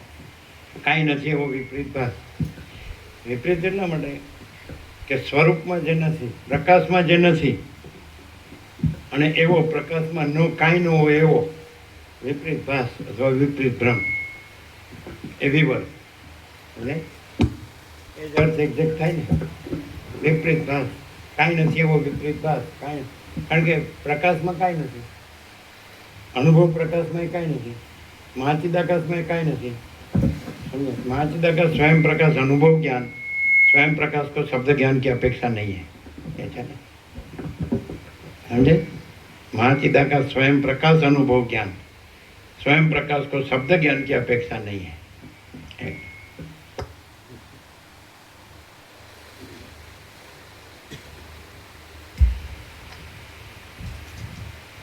જેમ સ્વપ્નમાં જે ભ્રમરૂપ જગત જોવામાં આવે છે તે સંવિતનો જ દેખાવ છે, તેમ સૃષ્ટિના આરંભમાં જે જગત જોવામાં આવે છે તે બ્રહ્મનો જ દેખાવ છે.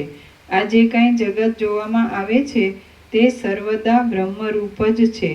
જગતનો કોઈ પણ સમયે પ્રલય થયો નથી અને ઉદય પણ થયો નથી.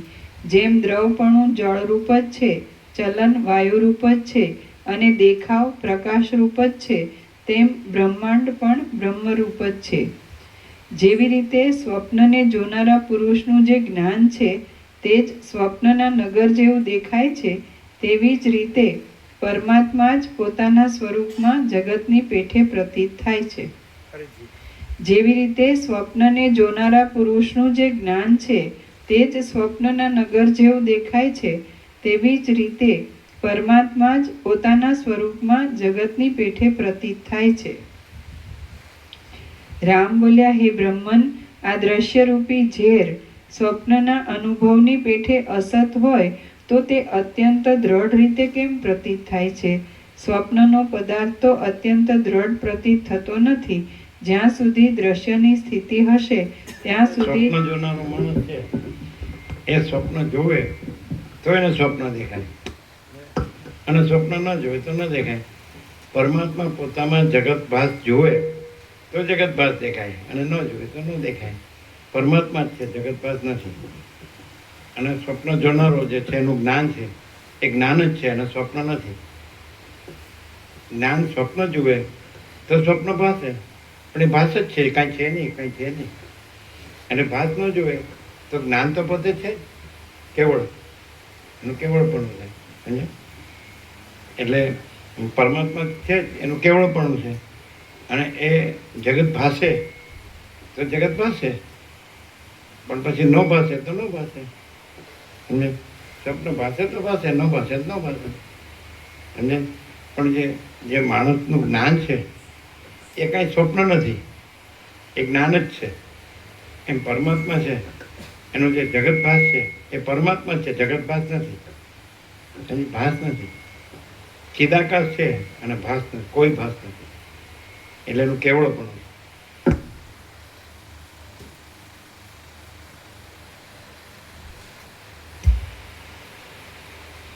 જ્યાં સુધી દ્રશ્યની સ્થિતિ હશે ત્યાં સુધી દ્રષ્ટાનું વારણ થવાનું નથી, અને જ્યાં સુધી દ્રષ્ટાની સ્થિતિ હશે ત્યાં સુધી દ્રશ્યનું વારણ થવાનું નથી. તેમજ એમાંનું એક હશે ત્યાં સુધી બંને બંધ રહેશે, અને એમાંના એકનો ક્ષય હશે ત્યારે બંનેનો મોક્ષ થશે. પણ જ્યાં સુધી દ્રશ્યનો અત્યંત બાદરૂપ ક્ષય સમજાયો નથી ત્યાં સુધી દ્રષ્ટા અને દ્રશ્યનો સંબંધ ટળવાનો નથી. પછી જ્યાં સુધી એ સંબંધ ટળ્યો નથી ત્યાં સુધી ગમે તો અજ્ઞાનીઓને તો એ જાણી શકે, સમજી શકે એવી વાત છે કે દ્રષ્ટા છે એ કોઈ દિવસ દ્રશ્યરૂપ હોતો નથી. એટલે દ્રષ્ટા માટે દ્રશ્યપણું નથી, કાંઈ નથી. દ્રષ્ટા કદી દ્રશ્યરૂપ હોતો નથી, એટલે દ્રષ્ટા માટે દ્રશ્યપણું કાંઈ નથી, અને દ્રશ્યપણું કાંઈ નથી માટે પોતાનું દ્રષ્ટાપણું કાંઈ નથી. એટલે પછી ચિદાકાશનું કેવળપણું જ છે. કેવું છે? દ્રષ્ટાનું કદી દ્રશ્યપણું હોતું નથી, એના માટે કાંઈ નથી. દ્રષ્ટાનું દ્રષ્ટાપણું જ છે, અને એનું દ્રશ્યપણું એના માટે કાંઈ નથી. અને દ્રશ્યપણું કાંઈ નથી એટલે એનું દ્રષ્ટાપણું કાંઈ નથી, અને ચિદાકાશનું કેવળપણું જ છે. કેવું છે? હવે આવે બધું, આ બધું કેમ અંદર બધું આવે તો છે. આટલી ક્લેરિટી નહીં. કેમ આટલી ક્લેરિટી?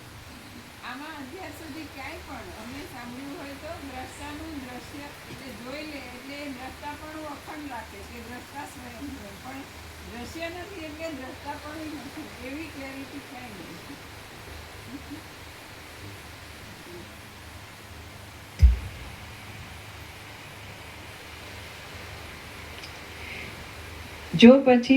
જો પ્રથમ દ્રશ્ય પદાર્થ હોય અને પછીથી તેનો ક્ષય થતો હોય તો સંસ્કાર રૂપે રહેલા દ્રશ્યનો ઉત્પત્તિરૂપ અનર્થાત્મક બંધ શાંત થતો નથી, કારણ કે ચૈતન્ય રૂપી અરીસાઓ જ્યાં જ્યાં હોય ત્યાં ત્યાં તેમાં સઘળા દ્રશ્યનું સ્મરણરૂપ મોટું પ્રતિબિંબ પડ્યા વિના રહેતું નથી.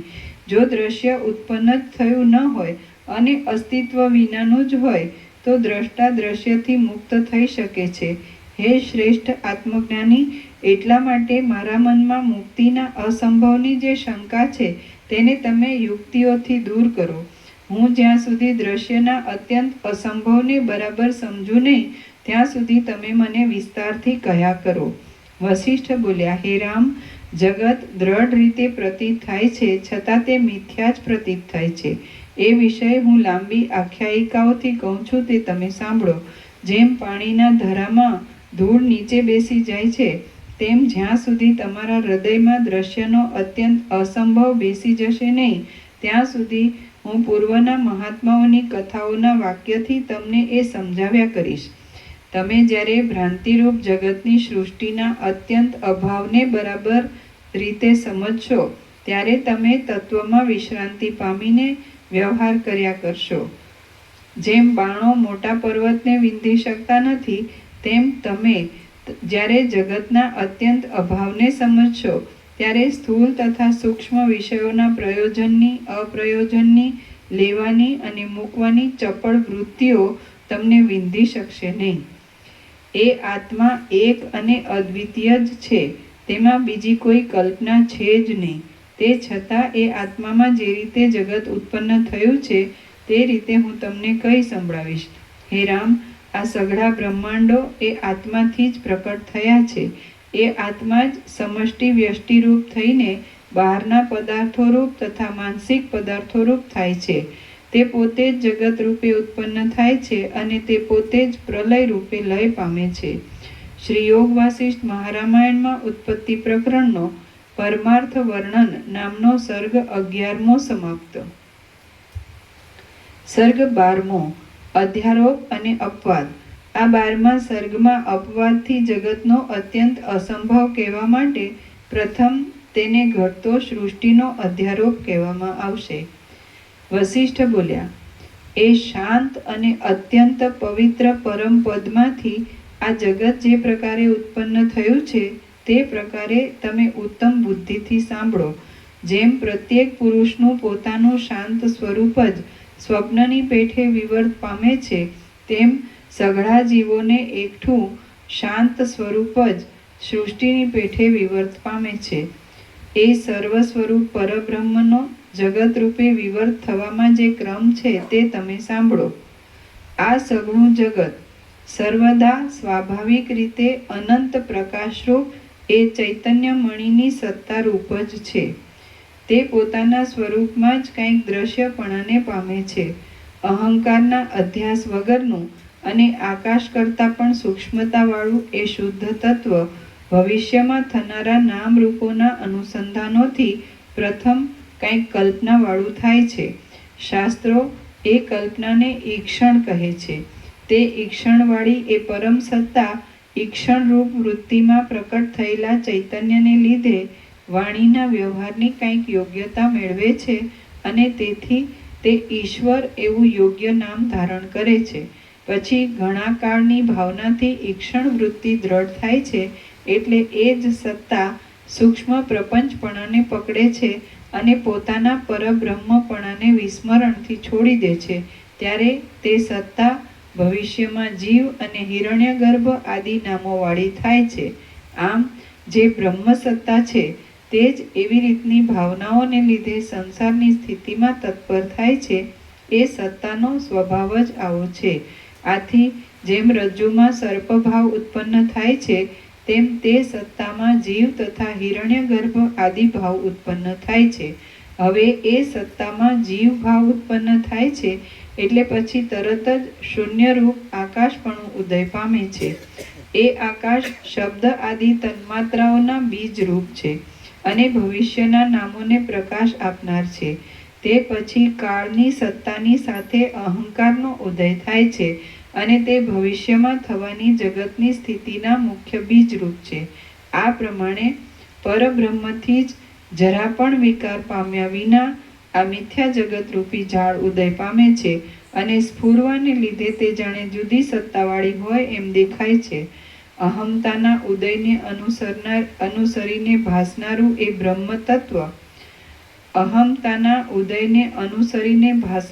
બ્રહ્મ તત્વ આ સંકલ્પ ભાવ જગત રૂપી વૃત્તના બીજ રૂપ છે.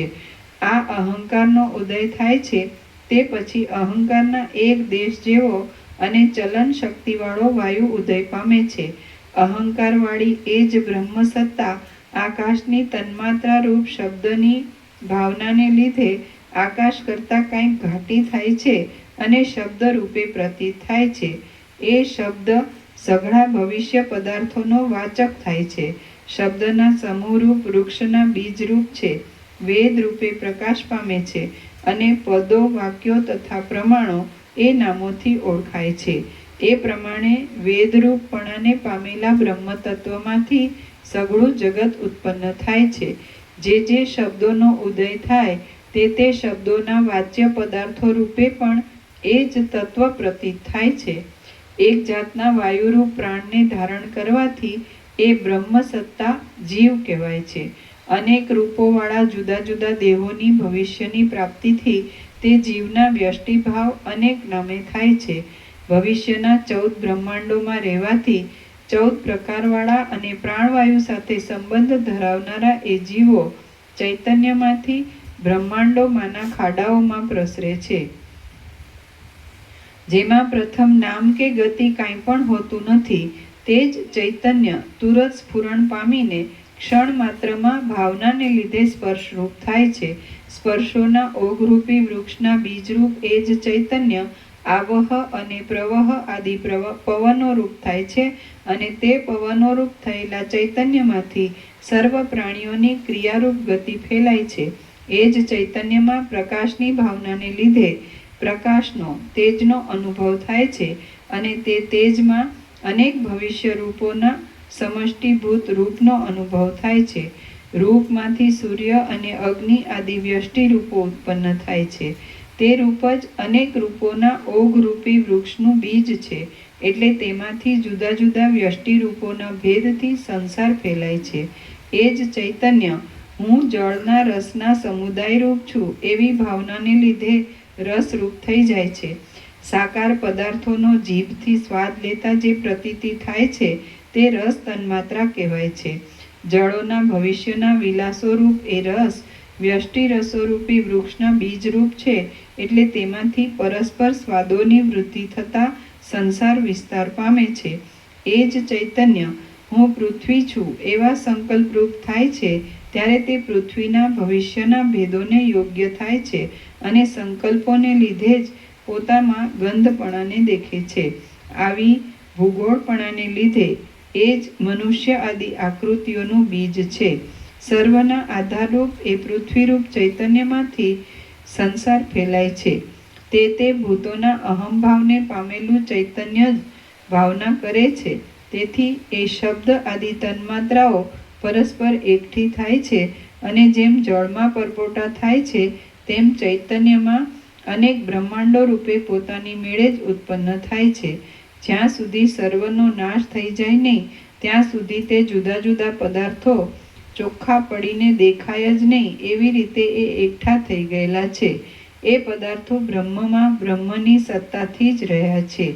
એક કણ સરખા બીજની અંદર જેમ અનેક વડના વૃક્ષો રહ્યા છે તે વડના વૃક્ષો અનેક રીતે ઉત્પન્ન થાય છે અને સેંકડો શાખાઓથી સ્ફુરે છે, તેમ બ્રહ્મરૂપ બીજમાં અનેક બ્રહ્માંડો રહ્યા છે. તે બ્રહ્માંડો અનેક રીતે ઉત્પન્ન થાય છે અને સેંકડો શાખાઓથી સ્ફુરે છે. પરમાણુ જેવા સૂક્ષ્મ બ્રહ્મમાં માયાને લીધે એ બ્રહ્માંડો પ્રતીત થાય છે અને ક્ષણ માત્રમાં એ વધી જાય છે. આ સઘળા બ્રહ્માંડો ચૈતન્યના વિવર્તરૂપ જ છે અને વિવર્તરૂપ હોવાથી નિર્વિકાર જ છે.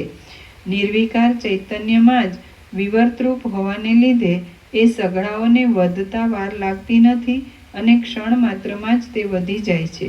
આ જે તન્માત્રાઓનો સમૂહ છે તે સંકલ્પરૂપપણાને પામેલું ચૈતન્ય જ છે.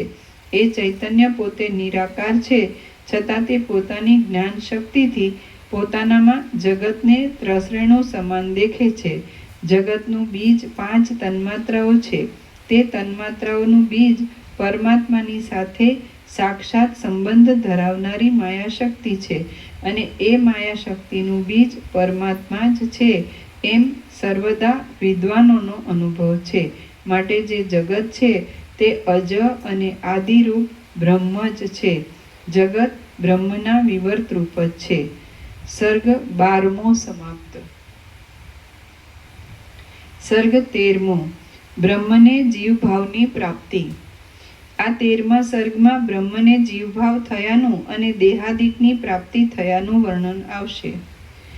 વસિષ્ઠ બોલ્યા, હે રામ, જેમાં આકાશ, તેજ કે તમ ઉત્પન્ન થયા નહોતા એવા ચિદ્રૂપ, વિસ્તીર્ણ અને સ્વરૂપે સ્થિર રહેલા નિર્વિકાર પરબ્રહ્મમાં દ્રશ્ય પદાર્થો રૂપે પ્રતીત થવાના સ્વભાવને લીધે પ્રથમ વિષયોની કલ્પના ઉઠી. તે પછી ચિત્ત રૂપે પ્રતીત થવાને લીધે ચિત્તની કલ્પના ઉઠી. તે પછી દ્રશ્યોની સાથે સંયુક્ત થઈને જીવ રૂપે પ્રતીત થવાના સ્વભાવને લીધે જીવપણાની કલ્પના ઉઠી. તે પછી દ્રશ્યોની સાથે એકરૂપપણું પ્રતીત થવાથી અહંભાવની કલ્પના ઉઠી અને તે પછી અહંભાવની વૃદ્ધિ થવાથી બુદ્ધિપણાની કલ્પના ઉઠી. એવી રીતે જ શબ્દ આદિ વિષયોનું મનન કરનાર મનની અને બીજા પણ કેટલાક ભાવોની કલ્પના ઉઠી. પછી શબ્દ આદિ તન્માત્રાઓનું પંચીકરણ થવાથી વૃદ્ધિ પામેલ અને તેથી સ્થૂળ દેહપણાને પામેલા તે મનમાંથી આવા પ્રકારનો આ બ્રહ્માંડ આદિરૂપ મોટો ગોટો ઉત્પન્ન થયેલો જોવામાં આવે છે. જેમ સ્વપ્નમાં બાંધ્યા વિનાનું નગર તરત ઉત્પન્ન થાય છે, તેમ એ ક્રમ પ્રમાણે તરત જ એ ગોટો ઉત્પન્ન થાય છે. આ બ્રહ્માંડ રૂપી મોટું ઝાડું ચિદાકાશ રૂપી મોટા વનમાં ઉત્પન્ન થઈને પાછું નાશ પામે છે. મન જગતરૂપી કરંજોની કુંજોનું વાવ્યા વિનાનું બીજ છે. તેને પૃથ્વીની, જળની કે ગરમી આદિની કશી અપેક્ષા રહેતી નથી. જેમ સ્વપ્નનો દ્રષ્ટા નગરને ઉત્પન્ન કરે છે, તેમ બ્રહ્મમાં કલ્પાયેલું એ મન પાછળથી પૃથ્વી આદિને ઉત્પન્ન કરે છે. એ મન ગમે ત્યાં રહ્યું હોય તો પણ જગત આદિ અંકુરને ઉત્પન્ન કર્યા કરે છે. જગતનું બીજ મનરૂપી 5 તન્માત્રાઓ છે અને તન્માત્રાઓનું બીજ પરબ્રહ્મ છે. માટે જગત બ્રહ્મમય જ છે, કારણ કે જે બીજ હોય છે તે જ અંકુર આદિ રૂપે થાય છે. આવી રીતે સૃષ્ટિના આરંભમાં પરબ્રહ્મરૂપ આકાશમાં બ્રહ્મના તે પદાર્થો રૂપે પ્રતીત થવાના સ્વભાવને લીધે અધિષ્ઠાનથી અભિન્ન એવો શબ્દ આદિ 5 વિષયોનો સમૂહ કલ્પનાથી જ ઉઠ્યો છે. વાસ્તવિક રીતે જોતા તે સમૂહ ઉત્પન્ન થયો જ નથી. શબ્દ આદિના સમૂહો વૃદ્ધિ પામીને જે કાંઈ આ જગત બનાવે છે તે પણ ચિદાકાશમાં અધ્યાસ પામીને જ બનાવવામાં આવે છે. તે કલ્પિત જ છે, સત્ય નથી. માટે જગતની સ્થિતિ પોતાની સત્તાથી નથી, પણ અધિષ્ઠાનની સત્તાથી જ છે. જે કલ્પિત પદાર્થોથી થયું હોય તે કદી પણ વાસ્તવિક હોતું નથી. જેનું સ્વરૂપ જ કલ્પનામય હોય તેને સત્યપણાની પ્રાપ્તિ કેમ જ સંભવે? શબ્દ આદિ 5 વિષયો બ્રહ્મરૂપ જ છે, માટે તેમના કાર્યો પણ બ્રહ્મરૂપ જ છે. એટલે સઘળું બ્રહ્માંડ પણ બ્રહ્મરૂપ જ છે. જેમ સૃષ્ટિના આરંભમાં શબ્દ આદિ 5 વિષયોની ઉત્પત્તિ મિથ્યા જ પ્રતીત થાય છે, તેમ ઉત્તરકાળમાં તેમનાથી થતી બીજા કાર્યોની ઉત્પત્તિ પણ મિથ્યા જ છે. એ પ્રમાણે જગત કાંઈ પણ ઉત્પન્ન થયું નથી અને અધિષ્ઠાનથી જુદું જોવામાં આવતું નથી. જેમ સ્વપ્નમાં સંકલ્પથી ઉત્પન્ન થયેલું નગર અસત છતાં સત જેવું પ્રતીત થાય છે, તેમ પરમ પ્રકાશમય બ્રહ્માકાશમાં જીવપણું અસત છતાં પણ સત જેવું પ્રતીત થાય છે. ચૈતન્યમાં પૃથ્વી આદિનો અસંભવ છે, તેથી ચૈતન્ય અત્યંત નિર્મળ છે. જેમ મહાકાશમાં પરિચ્છિન્ન મર્યાદિત ઘટાકાશનો ઉદય થાય છે, તેમ બ્રહ્માકાશમાં પરિચ્છિન્ન મર્યાદિત જીવનો ઉદય થાય છે. આમ મેં જીવના સ્વરૂપનો નિર્ણય તમારી પાસે કહ્યો. એ જીવ આ સ્થૂળ દેહને કેવી રીતે પામે છે તે સાંભળો. પરમેશ્વરમાં કલ્પાયેલો સમષ્ટિ જીવાકાશ હું તણખા જેવો અત્યંત નાનો તેજનો કણ છું એમ ચિંતવન કરે છે અને પોતાનો તેવો જ અનુભવ કરે છે. એ અનુભવરૂપ ભાવનાની વૃદ્ધિ થાય છે, એટલે અણુરૂપ પોતે અસત છતાં સત જેવું પ્રતીત થાય છે. જેમ સંકલ્પનો ચંદ્ર સાચો હોતો નથી, તેમ ભાવનાથી મનાયેલું અણુરૂપ પણ સાચું નથી. જીવ એ અણુરૂપની ભાવના કરતાં કરતાં પોતે એક છતાં બેપણાને પામે છે, એટલે દ્રષ્ટા તથા દ્રશ્યરૂપ થઈ જાય છે. અસંભવિત છતાં જેમ સ્વપ્નમાં પોતે પોતાના મરણનો દ્રષ્ટા થાય છે, તેમ અસંભવિત હોવા છતાં પણ જીવ પોતાના દ્રશ્યપણાનો દ્રષ્ટા થાય છે. આમ દ્રષ્ટાપણાની તથા દ્રશ્યપણાની ભાવના દ્રઢ થાય છે, ત્યારે તે લિંગ શરીરરૂપ થઈને કાંઈક પહેલાંના કરતાં વિશેષ સ્થૂલપણું પામે છે. પછી જેમ પુરુષ સ્વપ્નમાં પોતાના વટેમાર્ગુપણાનો અનુભવ કરે છે, તેમ હું લિંગ શરીરરૂપ છું એવી ભાવનાને લીધે એ આત્મા લિંગ દેહપણાનો અને સ્થૂલ દેહપણાનો પણ અનુભવ કરે છે. ચિત્ત જેમ વિષયરૂપ થઈ જાય છે, તેમ જીવ દેહરૂપ થઈ જાય છે. એટલે જેમ બહારનો પર્વત અરીસાની અંદર પ્રતીત થાય છે, બહારનો દેહ કૂવામાં રહેલો પ્રતીત થાય છે, અને બહારનો હોંકારો દેવળ આદિના ગુંબજમાં પ્રતીત થાય છે, તેમ પોતે સઘળી ઉપાધિઓથી બહાર રહેનારા છતાં પણ ઉપાધિની અંદર કલ્પી કાઢેલા આકાશમાં પ્રતીત થાય છે. જેમ જીવ સ્વપ્નના અને સંકલ્પના સંવિત દેહની અંદર જ સ્વપ્નને તથા સંકલ્પને દેખે છે, તેમ અણુરૂપમાંથી લિંગ દેહના અભિમાનને પામેલો જીવ પણ પોતાના સ્વરૂપમાં જ વાસનામય વ્યવહારનો અનુભવ કરે છે. વ્યવહારની દ્રષ્ટિથી જોતા વાસનામય દેહાદિક બુદ્ધિના અને ચિત્ત આદિના પરિણામરૂપ છે, અને પરમાર્થ દ્રષ્ટિથી જોતા એ દેહાદિક જ્ઞાનરૂપ, સત્તારૂપ અને આનંદરૂપ જ છે. લિંગ દેહમાં રહેલો જીવ લિંગ દેહના આકાશમાં રહેલા વ્યવહારને હું જોઉં છું એવી ભાવનાથી આકાશમાં જોવા માટે ગતિ કરવા જેવું કરે છે. જે બે છિદ્રોથી તે ભવિષ્યમાં બાહ્ય નામવાળા પદાર્થોને દેખે છે, તે બે છિદ્રો નેત્રો એવા નામથી ઓળખાય છે.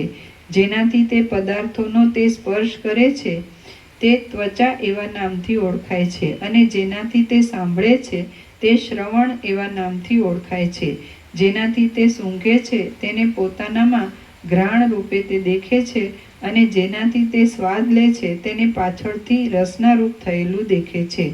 જેનાથી તે ચલન કરે છે, તેને પ્રાણરૂપ થયેલું દેખે છે, અને જેનાથી તે ચેષ્ટા કરે છે, તેને કર્મેન્દ્રિયોના સમૂહરૂપ થયેલું દેખે છે. આ દેખાવ પ્રત્યક્ષ દેખાય છે, અને આ દેખાવ મનમાં થાય છે ઇત્યાદિ ભાવના કરતો એ લિંગ દેહનો એ અભિમાની જીવ જેમ મહાકાશમાં ઘટાકાશ રહે છે, તેમ પરબ્રહ્મમાં રહે છે. એ પ્રમાણે પોતાના અણુરૂપમાં ખોટી પણ સાચી જેવી લાગતી વૃદ્ધિની ભાવના કરવાથી બ્રહ્મ જ જીવ એ શબ્દને યોગ્ય થઈ જાય છે. આ દેખાવ પ્રત્યક્ષ દેખાય છે, અને આ દેખાવ મનમાં થાય છે ઇત્યાદિ ભાવના કરતો એ લિંગ દેહનો એ અભિમાની જીવ જેમ મહાકાશમાં ઘટાકાશ રહે છે, તેમ પરબ્રહ્મમાં રહે છે. એ પ્રમાણે પોતાના અણુરૂપમાં ખોટી પણ સાચી જેવી વૃદ્ધિની ભાવના કરવાથી બ્રહ્મ જ જીવ એ શબ્દને યોગ્ય થઈ જાય છે. એ રીતે કલ્પનાઓથી આકુળપણાને પામેલો લિંગ દેહના અભિમાનવાળો અને જેનો લિંગ દેહ જ સ્થૂલ દેહરૂપ થાય છે એવો જીવ પોતાની કલ્પનાની અંદર જ આ સાકાર બ્રહ્માંડને દેખે છે. એ બ્રહ્માંડમાં કોઈ જીવ પોતાને જળમાં રહેલો દેખે છે, કોઈ જીવ પોતાને ચક્રવર્તી રૂપ દેખે છે, અને કોઈ જીવ ભાવિ બ્રહ્માંડોની કલ્પના કરે છે તથા તેમનો અનુભવ પણ કરે છે. તે પોતાના ચિત્તના સંકલ્પો પ્રમાણે દેશ, કાળ, ક્રિયા અને દ્રવ્યો રૂપ પોતાને રહેવાના મિથ્યા ઘરોની કલ્પના કરે છે, અને તેમના જુદા જુદા નામો કલ્પીને ભાવનાને લીધે તે તેમનાથી પોતાને જ બાંધે છે. જેમ મિથ્યા સ્વપ્નમાં મિથ્યા આકાશમાં ઉડવું પ્રતીત થાય છે, તેમ મિથ્યા જગતરૂપ ભ્રાંતિમાં મિથ્યા સંકલ્પમય જીવ પ્રતીત થાય છે. આમ સમર્થ અને આદિ પ્રજાપતિ બ્રહ્મા પોતે કેવળ સંકલ્પમય હોવાથી સ્થૂળ રૂપે ઉત્પન્ન થયા નથી, છતાં પણ તે ઉત્પન્ન થયા છે એમ કહેવાય છે. આ જે બ્રહ્માંડ રૂપી ભ્રમ ઉત્પન્ન થયો છે, તેમાં કાંઈ પણ મિશ્રિત થયું નથી, કાંઈ પણ ઉત્પન્ન થયું નથી, અને કાંઈ પણ ગ્રહણ કરવામાં આવતું નથી. એ તો કેવળ અનંત પરબ્રહ્મરૂપ આકાશ જ છે, અને તેમાં બીજું કાંઈ પણ ઉત્પન્ન થયું જ નથી. એ તો કેવળ અનંત પરબ્રહ્મરૂપ આકાશ જ છે, અને તેમાં બીજું કાંઈ પણ ઉત્પન્ન થયું જ નથી. એ તો કેવળ અનંત પરબ્રહ્મરૂપ આકાશ જ છે, અને તેમાં બીજું કાંઈ પણ ઉત્પન્ન થયું જ નથી. આ જગત સંકલ્પના નગરની પેઠે પ્રતીત થાય છે, છતાં તે સત્ય નથી, કોઈએ રચ્યું નથી, અને તે રંગ વિના થયેલા ચિત્ર જેવું છે. જગત ઉત્પન્ન થયું નથી, છતાં પણ તે અનુભવમાં આવે છે. તે મિથ્યા છે, છતાં પણ સત્યની પેઠે પ્રતીત થાય છે. મહાકલ્પમાં બ્રહ્માદિક મુક્ત થઈ ગયેલા હોય છે, તેથી આ કલ્પના બ્રહ્માની ઉત્પત્તિમાં કે તેણે કરેલી ક્રિયામાં તેના પૂર્વજન્મનો સંસ્કાર કે બીજું કાંઈ પણ કારણ નથી. આથી જેવા બ્રહ્મા સંકલ્પજન્ય છે તેવું જ તેમનાથી થયેલું આ જગત પણ સંકલ્પજન્ય છે. આ પૃથ્વી આદિની સૃષ્ટિમાં સાક્ષીનો જે અનાદિકાળનો અનુભવ કારણરૂપ માનવામાં આવે છે તેની સ્થિતિ જાગ્યા પછી થયેલી સ્વપ્નના પદાર્થોની સ્થિતિ જેવી છે. જેમ બ્રહ્મા શૂન્ય છે તેમ જગત પણ સર્વદા શૂન્ય જ છે. જેવી રીતે ગમે તે દેશકાલમાં પણ દ્રવપણું જળથી જુદું નથી, તેમ આ સૃષ્ટિ પણ કદી પરમાત્માથી જુદી પડતી નથી. પરમાત્મા સર્વદા સમાન અને અખંડ છે અને પ્રતીત થતી આ ભારે આડંબરવાળી સૃષ્ટિ એ પ્રમાણે મિથ્યારૂપ છે. પરમાત્મા સર્વદા સમાન અને અખંડ છે અને પ્રતીત થતી આ ભારે આડંબરવાળી સૃષ્ટિ એ પ્રમાણે મિથ્યારૂપ છે. પરમાત્મા સર્વદા સમાન અને અખંડ છે અને પ્રતીત થતી આ ભારે આડંબરવાળી સૃષ્ટિ એ પ્રમાણે મિથ્યારૂપ છે. આ પ્રમાણે જે બ્રહ્માંડ પ્રતીત થાય છે તે અત્યંત નિર્મળ બ્રહ્મ જ છે. બ્રહ્મ વિના બીજું કાંઈ છે જ નહીં.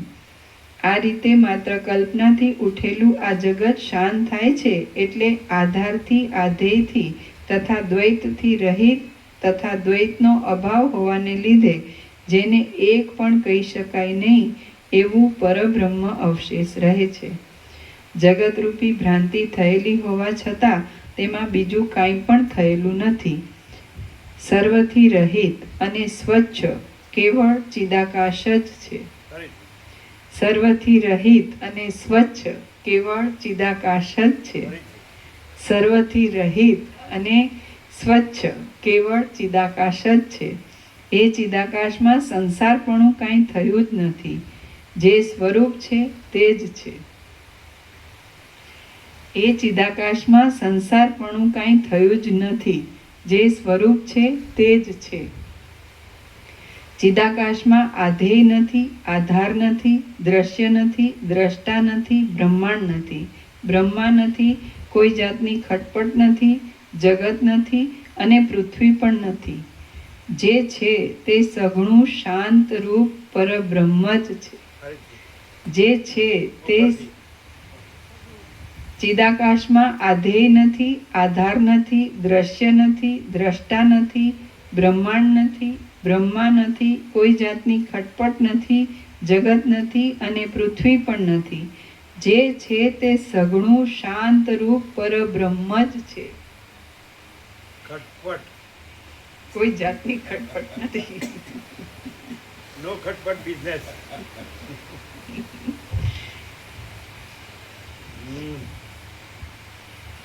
આ રીતે સિદ્ધ થાય છે કે જે કાંઈ પ્રતીત થાય છે તે સ્વચ્છ બ્રહ્મ જ પોતે પોતાનાથી પોતામાં જ પ્રકાશે છે.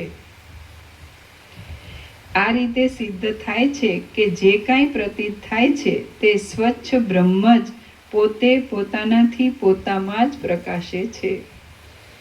જેમ દ્રવપણાને લીધે જળ પોતાનામાં ચક્રી રૂપે દેખાય છે તેમ ચૈતન્યપણાને લીધે બ્રહ્મ પોતાનામાં જગત રૂપે દેખાય છે. આ જગત મિથ્યા જ દેખાય છે છતાં તે સાચા જેવું જણાય છે. જેમ સ્વપ્નમાં દેખાયેલું પોતાનું મરણ જાગ્રતમાં નષ્ટ થઈ જાય છે તેમ અજ્ઞાન કાળમાં દેખાતું આ મિથ્યા જગત જ્ઞાન કાળમાં નષ્ટ થઈ જાય છે. અથવા આ જગત અધિષ્ઠાન રૂપે સત્ય છે, બાધ રહિત છે, અખંડિત છે, આદિથી તથા અંતથી રહિત છે, જ્ઞાન માત્ર છે અને આકાશની પેઠે સ્વચ્છ છે. પરબ્રહ્મમાં બ્રહ્મા શૂન્ય રૂપ જ છે. જે પરમાત્મા છે તે જ સર્વદા શૂન્ય એવા બ્રહ્મા આદિ રૂપે પ્રકાશે છે. બ્રહ્મા મનોમય શરીરવાળા છે. તે પંચભૂતમય શરીરવાળા નથી. પૃથ્વી આદિ પદાર્થો બ્રહ્મના સંકલ્પથી બ્રહ્માના હે ને પૃથ્વી આદિ પદાર્થો બ્રહ્માના સંકલ્પથી થયેલા છે માટે તે સત્ય નથી પણ સસલાના શિંગડા આદિ અજાત પદાર્થો જેવા છે. શ્રી યોગ વાસિષ્ઠ મહારામાયણમાં ઉત્પત્તિ પ્રકરણનો સ્વયંભૂતપત્તિ સ્વયંભૂ ઉત્પત્તિ વર્ણન નામનો સર્ગ 13મો સમાપ્ત. કેટલામું પાનું છે? 145મું. 10 આપણે 35 થી કરી. 7 11મું પાનું.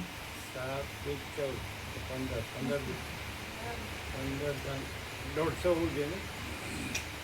એટલે 13મી સાંજથી ચાલુ કર્યું ને એટલે 14 12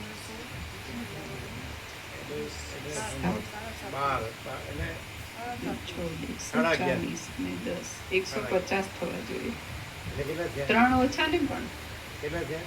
એટલે 145 માં પહોંચ્યા. એટલે બરોબર રાઉન્ડ અબાઉટ જ ચાલવાનું ને. 150 થવા જોઈએ ને. હા, તો બરાબર છે. હા. બરાબર ને. રોજના લેક્ચર આજે 20મી તારીખ એટલે બરોબર છે. બોલો મામા પ્રભુ ઉઠશું કે ચાલુ છે? થોડું લેવું સરસ છે લેવું છે લેવું છે મામા. લ્યો ચાલો હા કે લ્યો થોડું એક સર્ગ લઈ લ્યો. સર્ગ 14મો બ્રહ્મની સત્તાનું વર્ણન. આ 14મા સર્ગમાં પૂર્વે વર્ણન કરેલા જીવપણામાં પરિચ્છેદ આદિ સંશયોને યુક્તિથી ટાળીને અવશેષ રહેલી બ્રહ્મની એકતાનું વર્ણન કરવામાં આવશે. વશિષ્ઠ બોલ્યા, એ રીતે જગત અને અહંકાર આદિ કાંઈ પણ દ્રશ્ય ઉત્પન્ન થયું નથી અને ઉત્પન્ન નહીં થયેલું હોવાને લીધે તે મુદ્દલ છે જ નહીં. જે કાંઈ છે તે બ્રહ્મ જ છે. જેમ નિસ્પંદન સમુદ્રના ગર્ભમાં રહેલું જળ તરંગપણાને પ્રાપ્ત થાય છે, તેમ પરબ્રહ્મ પોતે જ પ્રથમ જીવપણાને પ્રાપ્ત થાય છે. એ રીતે જીવપણું ભાસવાથી તેનું બ્રહ્મપણું મટી જતું નથી. સંકલ્પરૂપ ચૈતન્યની વૃત્તિ જેમ સ્વપ્નના પર્વત આદિને પ્રિય માને છે, તેમ તે ભ્રાંતિથી આ વિરાટને પણ પ્રિય ધારે છે. આ જે મોટો વિરાટ દેહ છે તે પૃથ્વી આદિથી રહિત છે, મનોમય જ છે અને સ્વચ્છ ચૈતન્ય માત્ર બ્રહ્મમય જ છે. આ વિરાટ દેહ ઠેકાણા વિનાનો છે અને સ્વપ્નના પર્વત જેવો છે. સ્વપ્નમાં દેખાયેલું નગર જો સ્થિર રહે તો આ વિરાટ સ્થિર રહે એમ છે. ચિતારાના મનમાં રહેલું ચિતરવાનું સૈન્ય જો સ્થિર રહે તો આ વિરાટ તેની ઉપમાને લાયક છે. તે મહાન સ્તંભોમાં વણ કોતરાયેલી પૂતળીઓના સમૂહ જેવો છે. તે બ્રહ્મરૂપ ઉત્તમ સ્તંભમાં વણ કોતરેલી પૂતળી રૂપ છે. પહેલા પ્રજાપતિ બ્રહ્મા કહેવાય છે. તે પણ પૂર્વકાળના કર્મ આદિ કોઈ કારણો નહીં હોવાને લીધે કારણો વિનાના જ છે. પૂર્વકાળના સઘળા બ્રહ્માઓ મહાકલ્પોના અંતોમાં મુક્ત જ થઈ જાય છે. તે આ કલ્પના બ્રહ્માના પૂર્વકર્મો ક્યાંથી જ હોય? જેમ ભીંત વિનાના દર્પણમાં ભીંતનું પ્રતિબિંબ દેખાય છે છતાં તે મિથ્યા છે, તેમ બ્રહ્મમાં પ્રતીત થયેલા બ્રહ્મા પણ દેખાતા છતાં મિથ્યા છે. દ્રશ્ય નથી, દ્રષ્ટા નથી, સ્રષ્ટા નથી, તેમ સૃજ્ય પણ નથી. જેમ સઘળા નામરૂપોની કલ્પના થાય છે એવું એક બ્રહ્મ જ છે. જેમાં સઘળા નામરૂપોની કલ્પના થાય છે એવું એક બ્રહ્મ જ છે. જેમ એક દીવામાંથી અનેક દીવાઓ ઉદય પામે છે, તેમ બ્રહ્મમાંથી અનેક જીવો ઉદય પામે છે. જેમ સ્વપ્નમાંથી બીજા સ્વપ્નોનો ઉદય થાય છે, તેમ હિરણ્ય ગર્ભમાંથી વિરાટનો ઉદય થયો છે. અને એ સંકલ્પ માત્ર વિરાટમાંથી સંકલ્પ માત્ર વ્યષ્ટિ દેહનો ઉદય થાય છે. આથી વિરાટ અને વ્યષ્ટિ દેહ પૃથ્વી આદિથી રહિત જ છે. પ્રથમ સંકલ્પરૂપ એ એક વિરાટમાંથી જે બીજા સંકલ્પોરૂપ જીવો ઉદય પામે છે, તેમની ઉત્પત્તિમાં બીજા કોઈ સહાયકારી કારણો હોતા નથી. તેથી તે જીવો વિરાટ રૂપ જ છે. સહાયકારક કારણો ન હોય તો કાર્ય અને કારણ એક જ હોય છે. આથી બ્રહ્મમાંથી આ જે ભ્રાંતિરૂપ સૃષ્ટિ ઉદય પામી છે તે બ્રહ્મથી ભિન્ન નથી. સૃષ્ટિ વિરાટથી અભિન્ન છે અને વિરાટ બ્રહ્મથી અભિન્ન છે. માટે જીવ બ્રહ્મ જ છે, કારણ કે પૃથ્વી આદિ બીજું કાંઈ છે જ નહીં. રામ બોલ્યા, જીવ એક છે કે અનંત છે? અથવા જીવ તો અથવા જીવનો કોઈ પર્વત જેવો સમષ્ટિ પિંડ છે કે તેમાંથી મેઘની ધારાઓની પેઠે, સમુદ્રમાંથી જળકણોની પેઠે અને તપેલા લોઢામાંથી અગ્નિના તણખાઓની પેઠે જીવો નીકળ્યા કરે છે? હે ભગવાન, આ રીતે મને જીવના સમૂહોનો નિર્ણય કહો. જો કે તમારો અભિપ્રાય ઘણો ખરો તો મારા સમજવામાં આવી જ ગયો છે, તો પણ નિશ્ચયને માટે તમે એ વિષયનું સ્પષ્ટપણે વિવેચન કરો. વશિષ્ઠ બોલ્યા, જીવ એક પણ નથી તો પછી તે અનંત હોવાનો તો સંભવ જ ક્યાંથી હોય? આ તો સસલાનું શિંગડું ઉડીને ચાલ્યું આવે એવી વાત કરો છો. હે રાઘવ, જીવ એક નથી, જીવોના સમૂહો પણ નથી, અને જીવનો પર્વત જેવો કોઈ સમષ્ટિ પિંડ પણ નથી. સઘળા પ્રતિભાસોવાળા જે કોઈ જીવો દેખાય છે તેઓ કોઈ છે જ નહીં, એવો આ વિષયમાં તમે પાક્કો નિશ્ચય રાખો. શુદ્ધ ચૈતન્ય માત્ર, નિર્મળ અને વ્યાપક એક બ્રહ્મ જ છે. બ્રહ્મ વિના બીજું કાંઈ છે જ નહીં. એ બ્રહ્મ સઘળી શક્તિવાળું હોવાથી અનેક દ્રશ્યો રૂપે ભાસે છે. જેમ લતા પોતાને પ્રથમ કળીઓવાળી દેખે છે અને પછી પ્રફુલ્લિત દેખે છે, તેમ બ્રહ્મ પ્રથમ પોતાના આભાસોના અનુપ્રવેશના ક્રમથી પોતારૂપ દ્રશ્યોને તરત જ સૂક્ષ્મ દેખે છે અને પછી સ્થૂળ દેખે છે. પરબ્રહ્મ જીવ, બુદ્ધિ, ક્રિયા, ચલન, મન, દ્વિત્વ અને એકત્વ ઇત્યાદિ રૂપે પ્રફુલ્લિત થતી પોતાની સત્તાનું જ અનુસંધાન કરે છે. એવી રીતે સત્તાનું જે પ્રફુલ્લિતપણું થાય છે તે અજ્ઞાનથી જ થાય છે. જો જ્ઞાન થાય છે તો સઘળી સત્તા બ્રહ્મ રૂપે જ અવશેષ રહે છે. આત્મબોધથી એ અજ્ઞાન ટળી જાય છે, પણ તે આત્મબોધ બહુ દુર્લભ છે. જેમ દીવો થતાં અંધકારનો ક્યાંય પત્તો મળતો નથી, તેમ બોધ થતાં અજ્ઞાન પણ ક્યાંય લોપ પામે છે. આ પ્રમાણે જે જીવ છે તે વિભાગ રહિત, અખંડિત, સઘળી શક્તિઓવાળું અને આદિથી તથા અંતથી રહિત એવું બ્રહ્મ જ છે. બાધ નહીં પામનારું ચૈતન્ય જ જીવનું વાસ્તવિક રૂપ છે. એ બ્રહ્મ કોઈથી પણ પરિચ્છેદ પામતું નથી, તેથી એમાં કદી પણ ભેદ થયો નથી. જે કાંઈ જીવ અને જડ આદિ ભેદ દેખાય છે તે વાસ્તવિક જોતા બ્રહ્મ જ છે. રામ બોલ્યા, હે બ્રહ્મન, જેમ તમે કહો છો તેમ જ હોય તો સઘળા જીવો સમષ્ટિ રૂપે એક જ છે, તો પછી એક જીવની ઈચ્છાથી સઘળા જીવોને કેમ સુખ દુઃખાદિક થતા નથી? વશિષ્ઠ બોલ્યા, વ્યષ્ટિરૂપ વિભાગો થયા પહેલાં જ સઘળી શક્તિઓવાળા એ સમષ્ટિ વિરાટની એવી ઈચ્છા હોય છે કે સઘળાઓમાં હું એક જ સાચા સંકલ્પવાળો રહું, મારા વિના બીજા કોઈના સંકલ્પ સાચા થાય નહીં. આથી એ સમષ્ટિ વિરાટ નિરંતર જેવી ઈચ્છા કરે છે તે જ પ્રમાણે તરત થાય છે, અને વ્યષ્ટિ જીવોની ઈચ્છા પ્રમાણે થતું નથી. સમષ્ટિ વિરાટે એ પ્રમાણે પોતાની ઈચ્છા જ સત્ય થાય એવો સંકલ્પ કર્યો અને પાછળથી ઉદય પામનારા પોતાના અંશરૂપ વ્યષ્ટિ જીવોની ક્રિયાના ક્રમને માટે આવો નિયમ કર્યો. તેઓની ક્રિયાઓ અમુક રીતિથી અને અમુક સાધનોથી જ થાય છે, પણ સંકલ્પ માત્રથી થાય નહીં. હવે કોઈ સમયે રીતિ અને સાધનો વિના પણ કોઈ મહર્ષિ આદિ વ્યષ્ટિ જીવોની ક્રિયાઓ સંકલ્પ માત્રથી સિદ્ધ થાય છે, તો ત્યાં તેમનો સંકલ્પ સિદ્ધ કરવાની સમષ્ટિ વિરાટની જ ઈચ્છા છે એમ માનવું.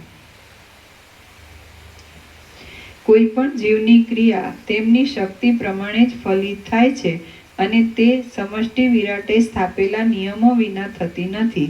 સમષ્ટિ વિરાટનો નિયમ જો ફળની સિદ્ધિમાં અનુકૂળ હોય તો તેની શક્તિને અધીન રહેનારા વ્યષ્ટિ જીવોની ક્રિયાઓ સફળ થાય છે, પણ તે જો પ્રતિકૂળ હોય તો તે કદી સફળ થતી નથી.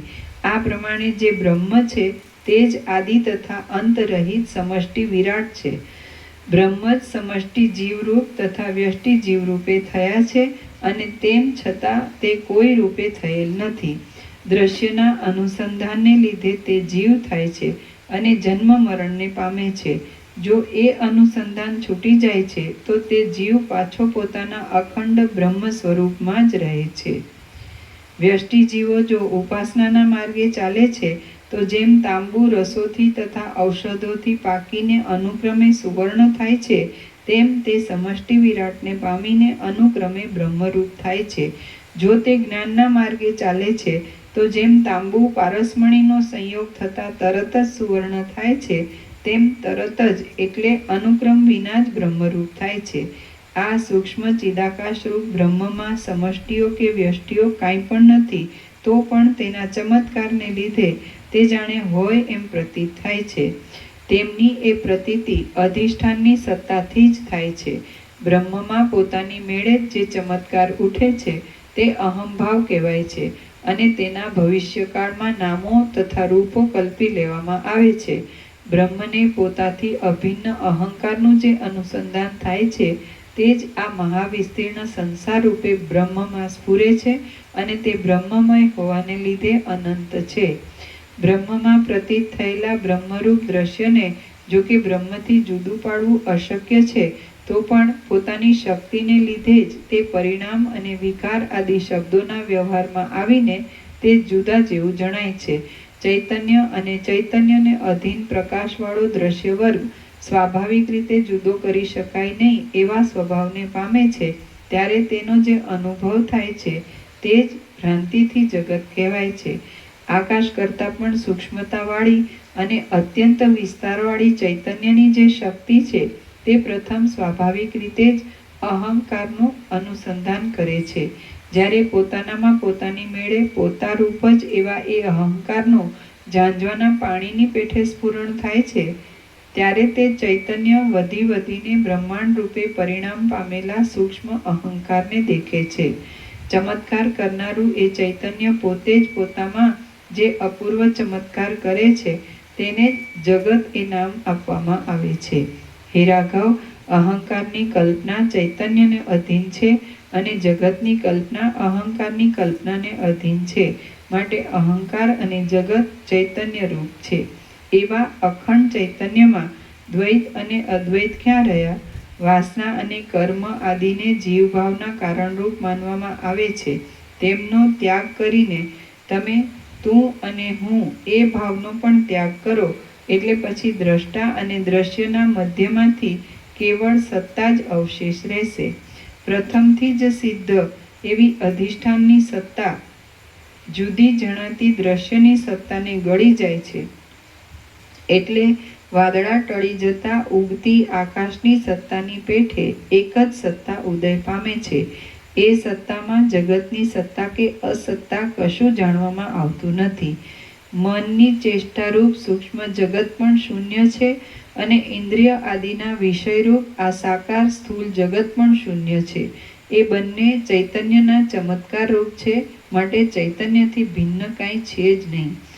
અવયવવાળા પદાર્થોમાં પણ જે જેના વિલાસરૂપ હોય છે તે તેથી કદી પણ જુદો પડતો નથી. ત્યારે નિરવયવ ચૈતન્યના વિલાસોમાં તો ચૈતન્યથી ભિન્નપણાની વાત જ શી કરવી? ચૈતન્ય સર્વદા દ્રશ્યોથી રહિત છે, નામથી રહિત છે અને તેનું જે વિસ્તીર્ણ સ્વરૂપવાળું રૂપ છે તે જ સ્ફુરણ પામેલા જગતનું રૂપ છે. મન, બુદ્ધિ, અહંકાર, પ્રાણીઓ, પર્વતો અને દિશાઓ ઇત્યાદિ જે રચનાઓ છે તે સઘળી ચૈતન્યની જ રચનાઓ છે, કારણ કે જગતની સ્થિતિ ચૈતન્ય રૂપ છે. જગતને ચૈતન્યના ધર્મરૂપ સમજો. ચૈતન્ય છે, જગત નથી. ચૈતન્ય વિના જગતપણું છે જ નહીં. જો ચૈતન્ય ન હોય તો જગત પોતાના પ્રકાશ વિનાનું જ થઈ જાય. માટે ચૈતન્ય અને જગત કહેવા માત્રથી ભેદ છે, પણ વાસ્તવિક ભેદ નથી. એટલે પછી જગતની જુદી સત્તા જ ક્યાં રહી? સ્ફુરણના બીજરૂપી ચૈતન્યમાં તેનો પોતાનો જે ચમત્કાર છે તે જીવ અને તન્માત્રાઓ રૂપ જગત છે. જે અહંકાર છે તે ચૈતન્યની શક્તિનો જ વિલાસ છે. એ વિલાસમાં ચૈતન્યના જ વિલાસરૂપ ચલન ક્રિયા પ્રાપ્ત થાય છે, એટલે તેનું ભવિષ્યકાળમાં જીવ એવું નામ કહેવાય છે. જો કે ચૈતન્ય અહંકાર આકારે ભાસવા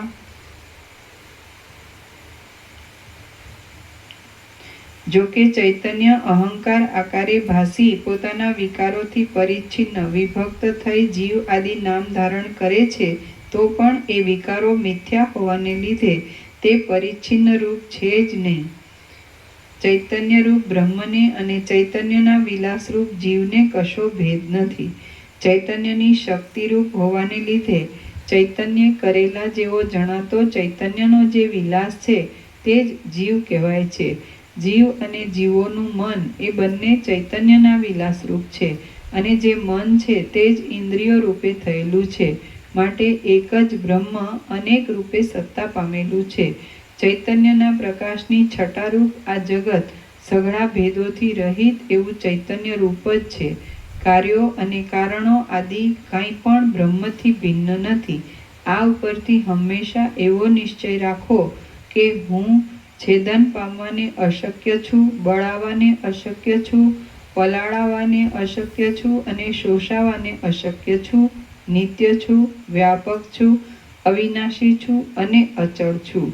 પોતપોતાના ભ્રમોથી બીજાઓને ભમાવતા અને વાંધાઓ લેતા વાદીઓ આ વિષયમાં વિવાદ કરે છે, પણ અમને તો ભ્રાંતિ ટળીને આ વિષયનો પાકો નિશ્ચય થયો છે. અજ્ઞાનીઓએ દ્રઢ કરી માનેલા આ સાકાર જગતમાં વિકાર આદિ જુદા જુદા દેખાય છે, પણ જ્ઞાનીઓએ જગતનો નિષેધ કરીને નિરાકાર અને સર્વના અધિષ્ઠાન રૂપ જ બ્રહ્મનું દ્રઢ રીતે અનુસંધાન કર્યું છે. અજ્ઞાનીઓએ દ્રઢ કરી માનેલા આ સાકાર જગતમાં વિકાર આદિ જુદા જુદા દેખાય છે, પણ જ્ઞાનીઓએ જગતનો નિષેધ કરીને નિરાકાર અને સર્વના અધિષ્ઠાન રૂપ બ્રહ્મનું જ દ્રઢ રીતે અનુસંધાન કર્યું છે. તેમાં વિકાર આદિ જુદા જુદા દેખાતા નથી.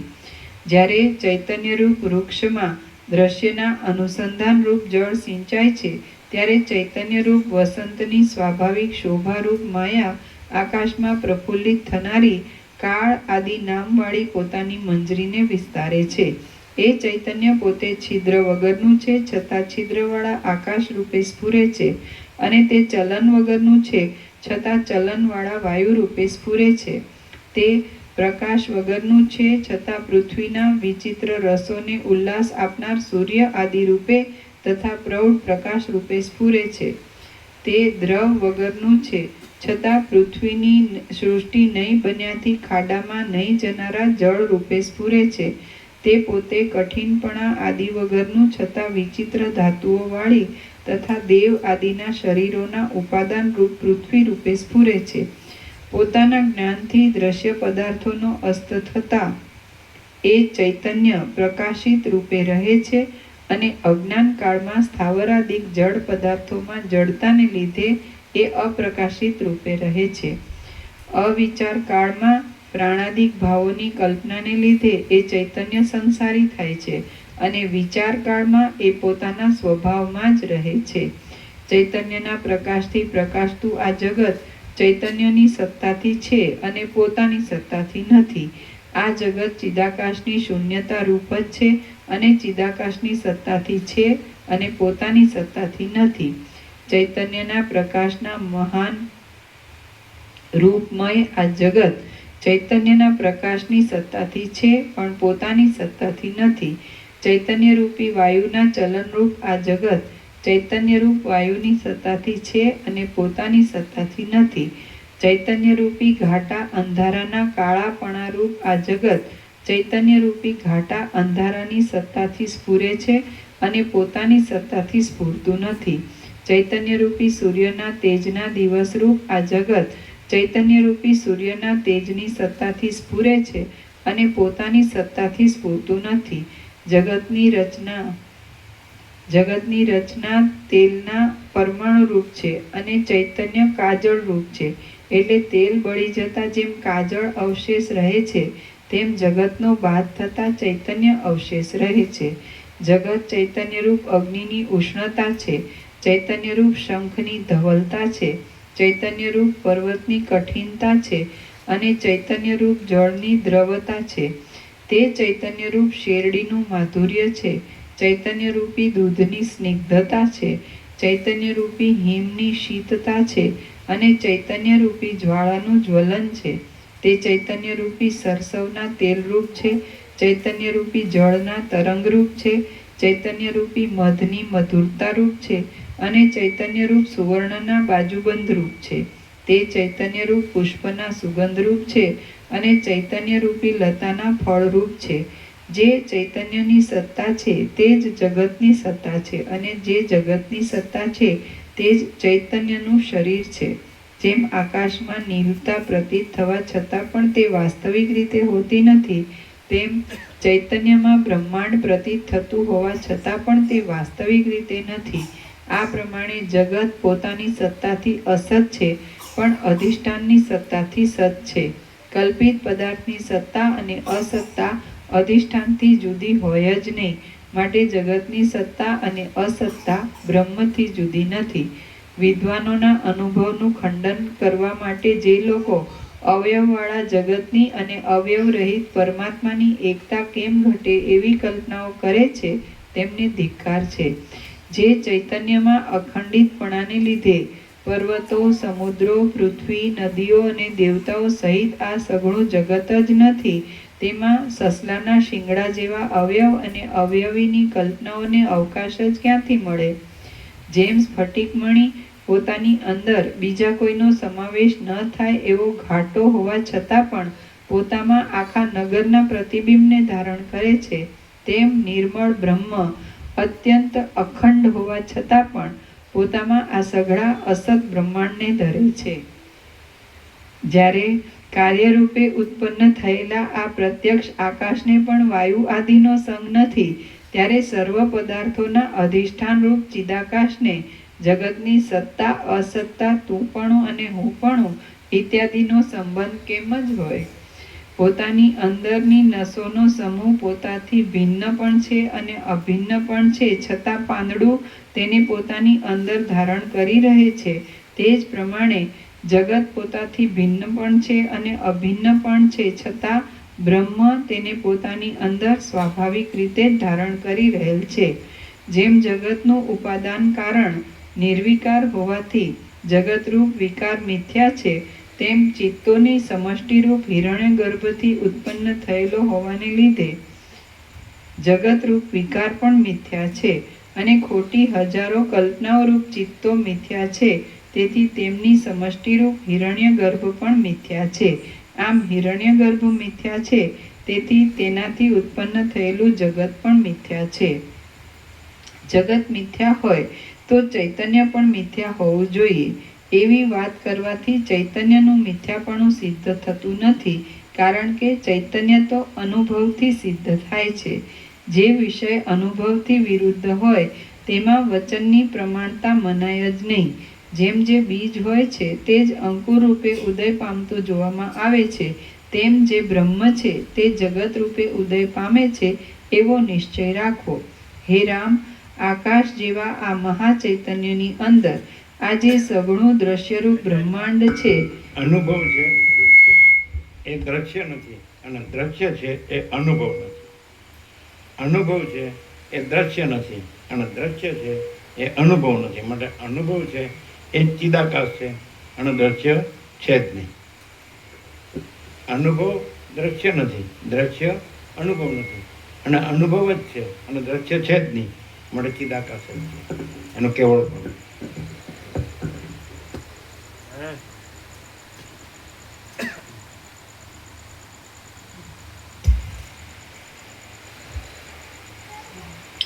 હે રામ, આકાશ જેવા આ મહાચૈતન્યની અંદર આ જે સઘળું દ્રશ્યરૂપ બ્રહ્માંડ છે તે મહાચૈતન્યથી ભિન્ન નથી, પણ મહાચૈતન્યમય જ છે એવો તમે અનુભવપૂર્વક નિશ્ચય રાખો.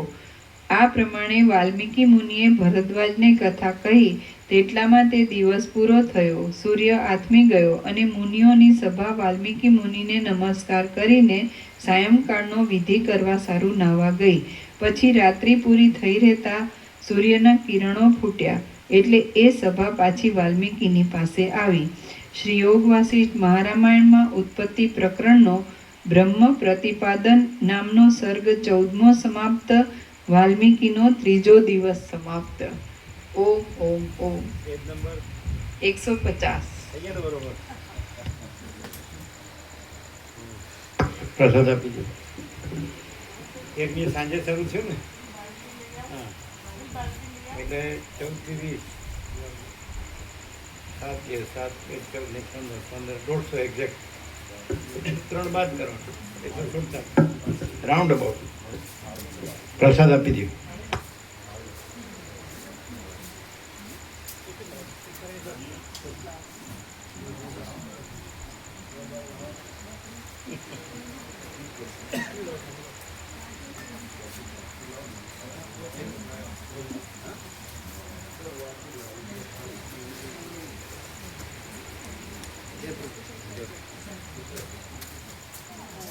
પુષ્પિતા અર્પિતા અર્પિતા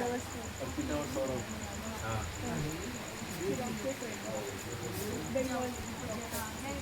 वो चिराग के साथ अभ्यास नहीं करती, चिराग प्रभु के साथ अभ्यास करती थी ना, वो दोनों बहनें आती थी.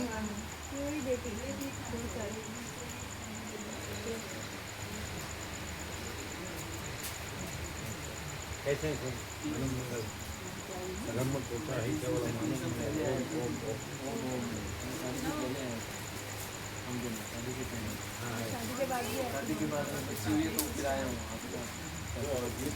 वडोदरा से जो है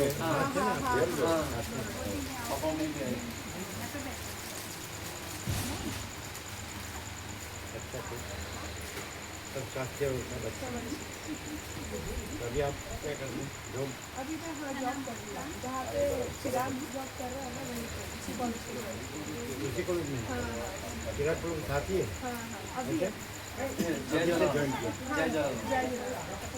जय जलाराम चिराग प्रभु है वहीं कभी से ज्वाइन किया तो सब पहले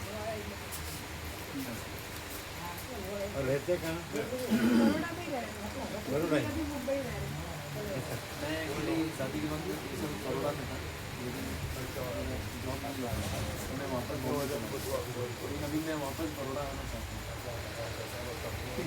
बड़ोड़ा से अपडाउन करते हैं हाँ अभी तक चिराग प्रभु भी क्यों रहते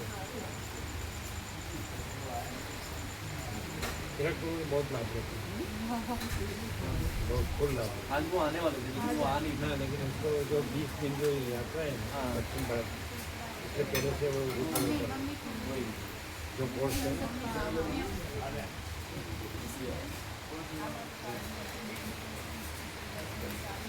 वापस आना है, इसलिए आपका वापस भी जाए बच्ची और बीवी दोनों बड़ौदा में.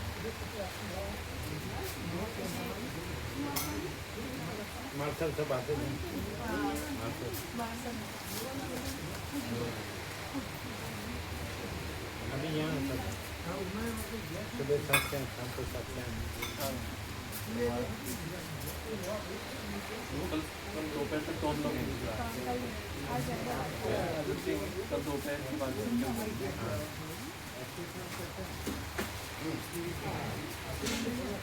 सब मिला इनका निकल जाना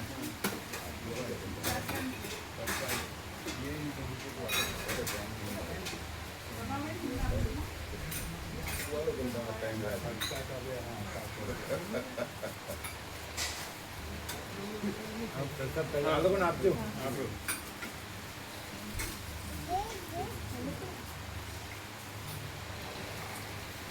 બીજો જે પ્રસાદ હોય આપો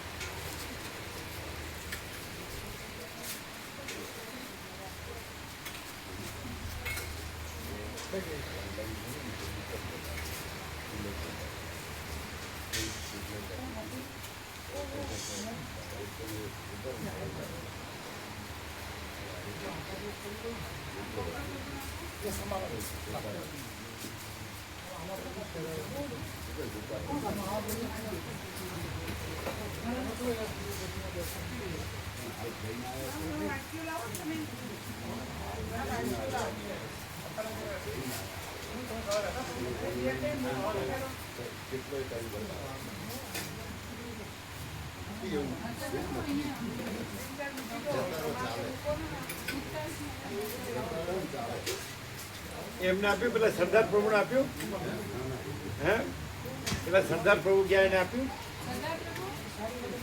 સરદાર પ્રભુ લીધું ને સવારે લીધું ને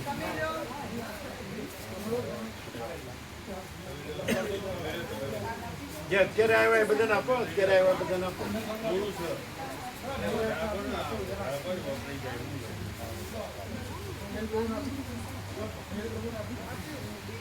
બોલો એકદમ ચોખ્ખું છે ને ચોખ્ખું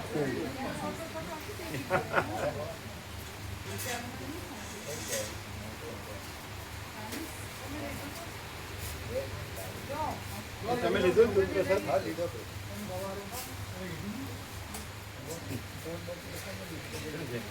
બ્રહ્મ કૃપા હે કેવળ માનવ મંગલ ઓમ ઓમ ઓમ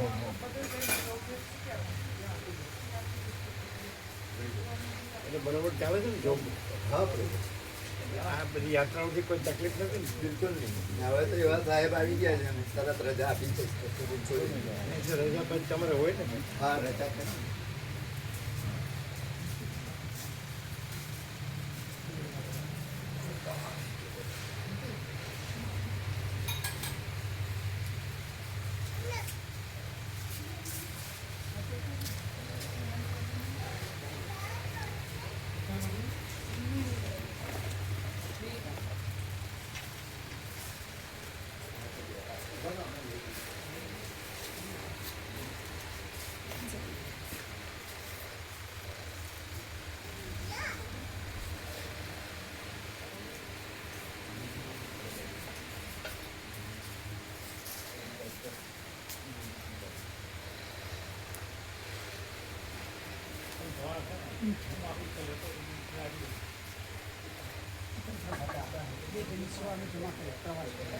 કોની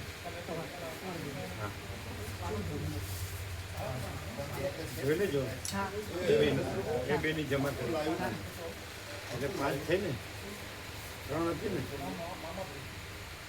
3 હતી તો સિમ્પલ એ 2 જણ ની આવી અને ઉર્મિલા માતા 3 ને આ 2 આ બોલ દીધી જોતા રહેવું અને થોડા થાય તો વિપ્રભુ ગયા તો પછી અહીં સંજય પ્રભુને આપતા રહેવાનું વિપ્રભુને કઈ આમ તો વાંધો નથી ને રહેવું છે ને લોકમાં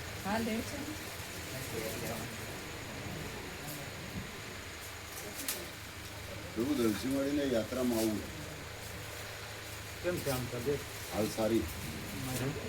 સારી એટલે એમ કે ચરી ચાલુ છે ચરીમાં કે છૂટ આપે ને તો અમારે આવું જ છે ફૂટ આપે એટલે ચરીમાં જો ચરી એની એ પળાય રાખે ને કે પાળવી જ પડશે લોબો ટાઈમ સુધી તો ના આવી શકે કારણ કે ચરીમાં છૂટ આપે ને એવું તો ના લેવાય તો કે અમારે આવું જ. તકલીફ થાય ફૂટને તકલીફ થાય ને પણ છૂટ આપે તો ડૉક્ટર આપે તો પ્રભુ એ તો પછી આપણે આગ્રહ રાખીએ એટલે આપે છે કે ના હા અમે આગ્રહ રાખ્યો જ નથી એણે કહ્યું છે કે અમારે આવવું એમ નહીં શરીરની વાત છે આવું છે ને આ વાત નથી શરીરની વાત એ સમજ્યા નથી ત્યારે આપણે શરીર છૂટ આપો એટલે તો સારું ત્યારે જો એમ આપણા કહેવાથી કે એને આવું છે આગ્રહની વાત નથી આ બીજે લઈ ગયા હા આપણે આગ્રહ રાખીએ કે ભાઈ ચરીમ છૂટ આપો એટલે સારું ત્યારે એટલે એ આપણે લીધે કે પણ એને તો ખબર જ હોય કે ચરી તો પાડવી જ પડે ન ખ્યાલ આવે. ના એમ તો કહ્યું હતું કે થોડોક ટાઈમ પછી તમને છૂટ આપશું થોડી થોડી આમેથી કહ્યું હતું પણ એ તો આપણી ચરીનું આપણે ના બને ત્યાં ચરીનું બને ને બધું ને પેલું બદામનો બધો મગનો ને રોટલો ને એવું બધું લાસ્ટ સેટ થાય ને ત્યાં એટલે શું લેવાનું એ પેલા શાક અમુક સિલેક્ટેડ દાણાવાળું નહીં પછી રોટલો નહીં બાજરી કે ઘઉંનો રોટલો નહીં એ રોટલો બી મિક્સ બદામ ને પેલા આના મગ ને એનો રોટલો પણ આપણા એ તો બધું એમને તો આવડે જ છે પોતે બનાવી લેતો બધું સામાન લઈ લેવાનું અને પોતે બનાવી લેવાનું ચરી જ પડવાની ફૂલ શક્તિ જોઈએ શક્તિ હા અને બધાના પોતાનું બધું કરી લેવાની, હળવા ફરવાની, ચાલવાની, બધું દર્શન કરવાની હા શક્તિ જોઈએ. એમ તો ફરે છે પ્રભુ, એમ તો ફરે છે બધે, કઈ પથારી વચ્ચે એવું નથી. એમ નહીં, એ આપણે આ પેલી સગડી નથી આવતી ઇલેક્ટ્રિક કે સગડી હા, હા. અને બધું બનાવી લેવાય ને, પણ હા શરીર ફૂલ પાડે ને તો તકલીફ ન પડે. હમ. પછી પાછું બધું તકલીફ પડે તો એમ ડૉક્ટરને ના ન પડે એવું હોય. સારું ત્યારે થોડું થોડું લેજો પાછા, એમ આપણે આગ્રહ રાખીએ કે હમ. ખ્યાલ આવે જ ને. હા એને આવવાના આગ્રહની વાત નથી હા. ડૉક્ટરની. હા આપણે ડૉક્ટરને એમ કહીએ, હા સમજાય કે ચાલશે ને, હમ. એટલે પછી ચાલશે ત્યારે તો પછી તકલીફ થાય. એ અયોધ્યાએ રહી ગયા હતા તે અફસોસ ખૂબ કરે, એટલે કે અમારા અહીંયા આવવું છે. આવવાની ના અહીંની સાઈડની તો વાત જ નથી ને. તો પછી આ રાખવામાં શું કામ આવે છે પ્રોગ્રામ, સમજાય? આવવાની ના નથી, પણ જે ચરી છે હા તો એ પ્રમાણે પોતે બનાવી લઈને વાપરે તો હા એ કહી દઈએ. એ જ સારું. હા બરાબર. એને તો પ્રશ્ન ન થાય. હા હા ડૉક્ટરે કીધું, એ અનુભવી ડૉક્ટરો કહે ને, હા એને માંડ પાછું રિકવર થયું હોય ને પછી પાછું આ થવામાં વાર નથી લાગતી, રિકવર થવામાં વાર લાગે. રિપોર્ટ સોમવાર એવું છે ને? હજુ ખુજલી ને એ તો ખણ ને એવું તો આવે છે, શરીર લાલ થઈ જાય એવું તો હજુ ચાલુ છે. જે એટલે પેટમાં ચૂંકો આવતી હતી ને એ બંધ થઈ ગઈ. આપણે તો જેટલું પાળો એટલું શાંતિ થાય. અને કાલે છે ને 4 છે.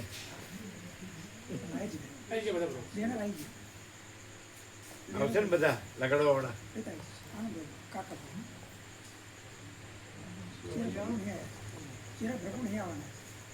હા. તો કોણ કોણ છે?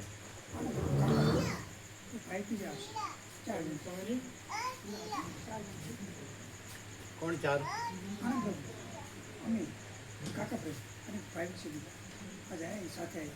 આવશે ને?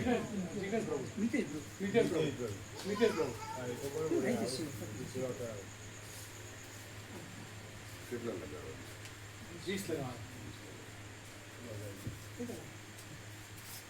તમારે કેટલું પૂરું થઈ જશે કાલે? ઓ અત્યારે જ પૂરું થઈ જાય, પણ મેઘરાજાની મેર થોડી આવી ને એટલે થોડુંક લીલું. એટલે બગડ્યું નથી ને? બીજો હાથ જ બાકી, ના બગડ્યું કશું નથી.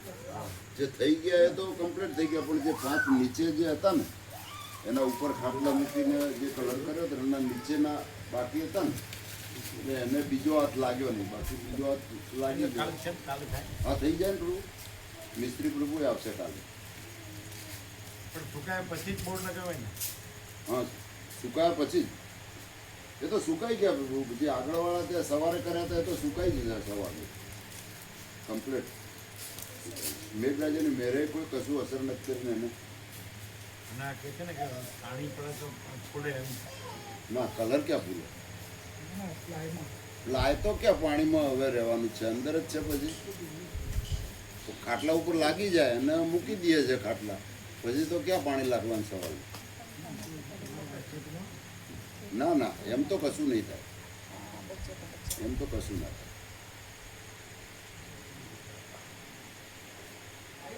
એ તો અમે પૂછ્યું હતું કે પાણીમાં આખું પડ્યું રહે ને તો થાય, બાકી છાંટા આવે કે એવું થાય કશું નહીં થાય, એમને પાછું આવજો, અમે રિફંડ આપી દઈશું.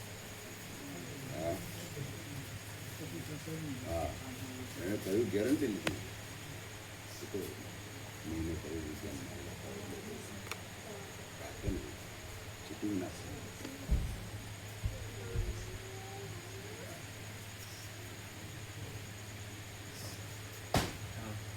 પ્રસાદ છે બધું. હા.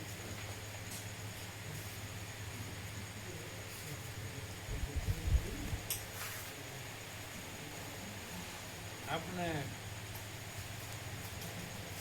मेडिकल साइंस है ना,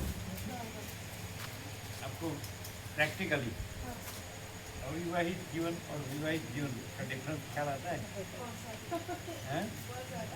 बहुत ज़्यादा है ना?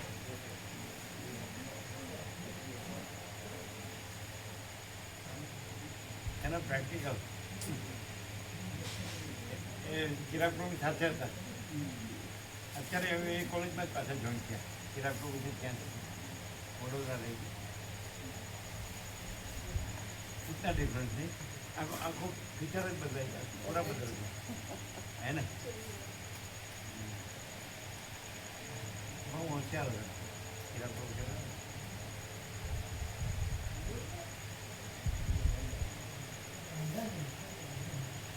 इसको कैसे है? छोटी को जॉब है?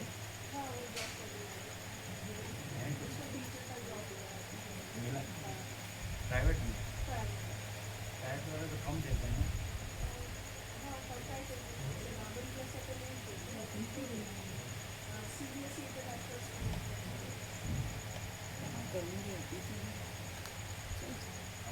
साधन में तो बचता है. मालसर होता है.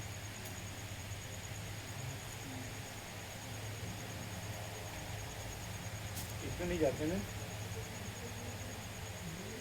कोलकाता नवरात्र में नहीं. तो वहाँ नहीं होती, अभी नहीं होती. अभी नहीं है ये. अभी हाँ.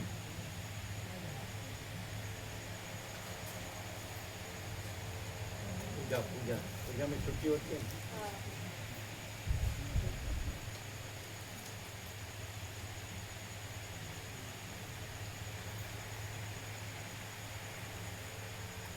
क्या भोजन खाई? अच्छा विश्राम બધું બતડજો. હા પ્રભુ.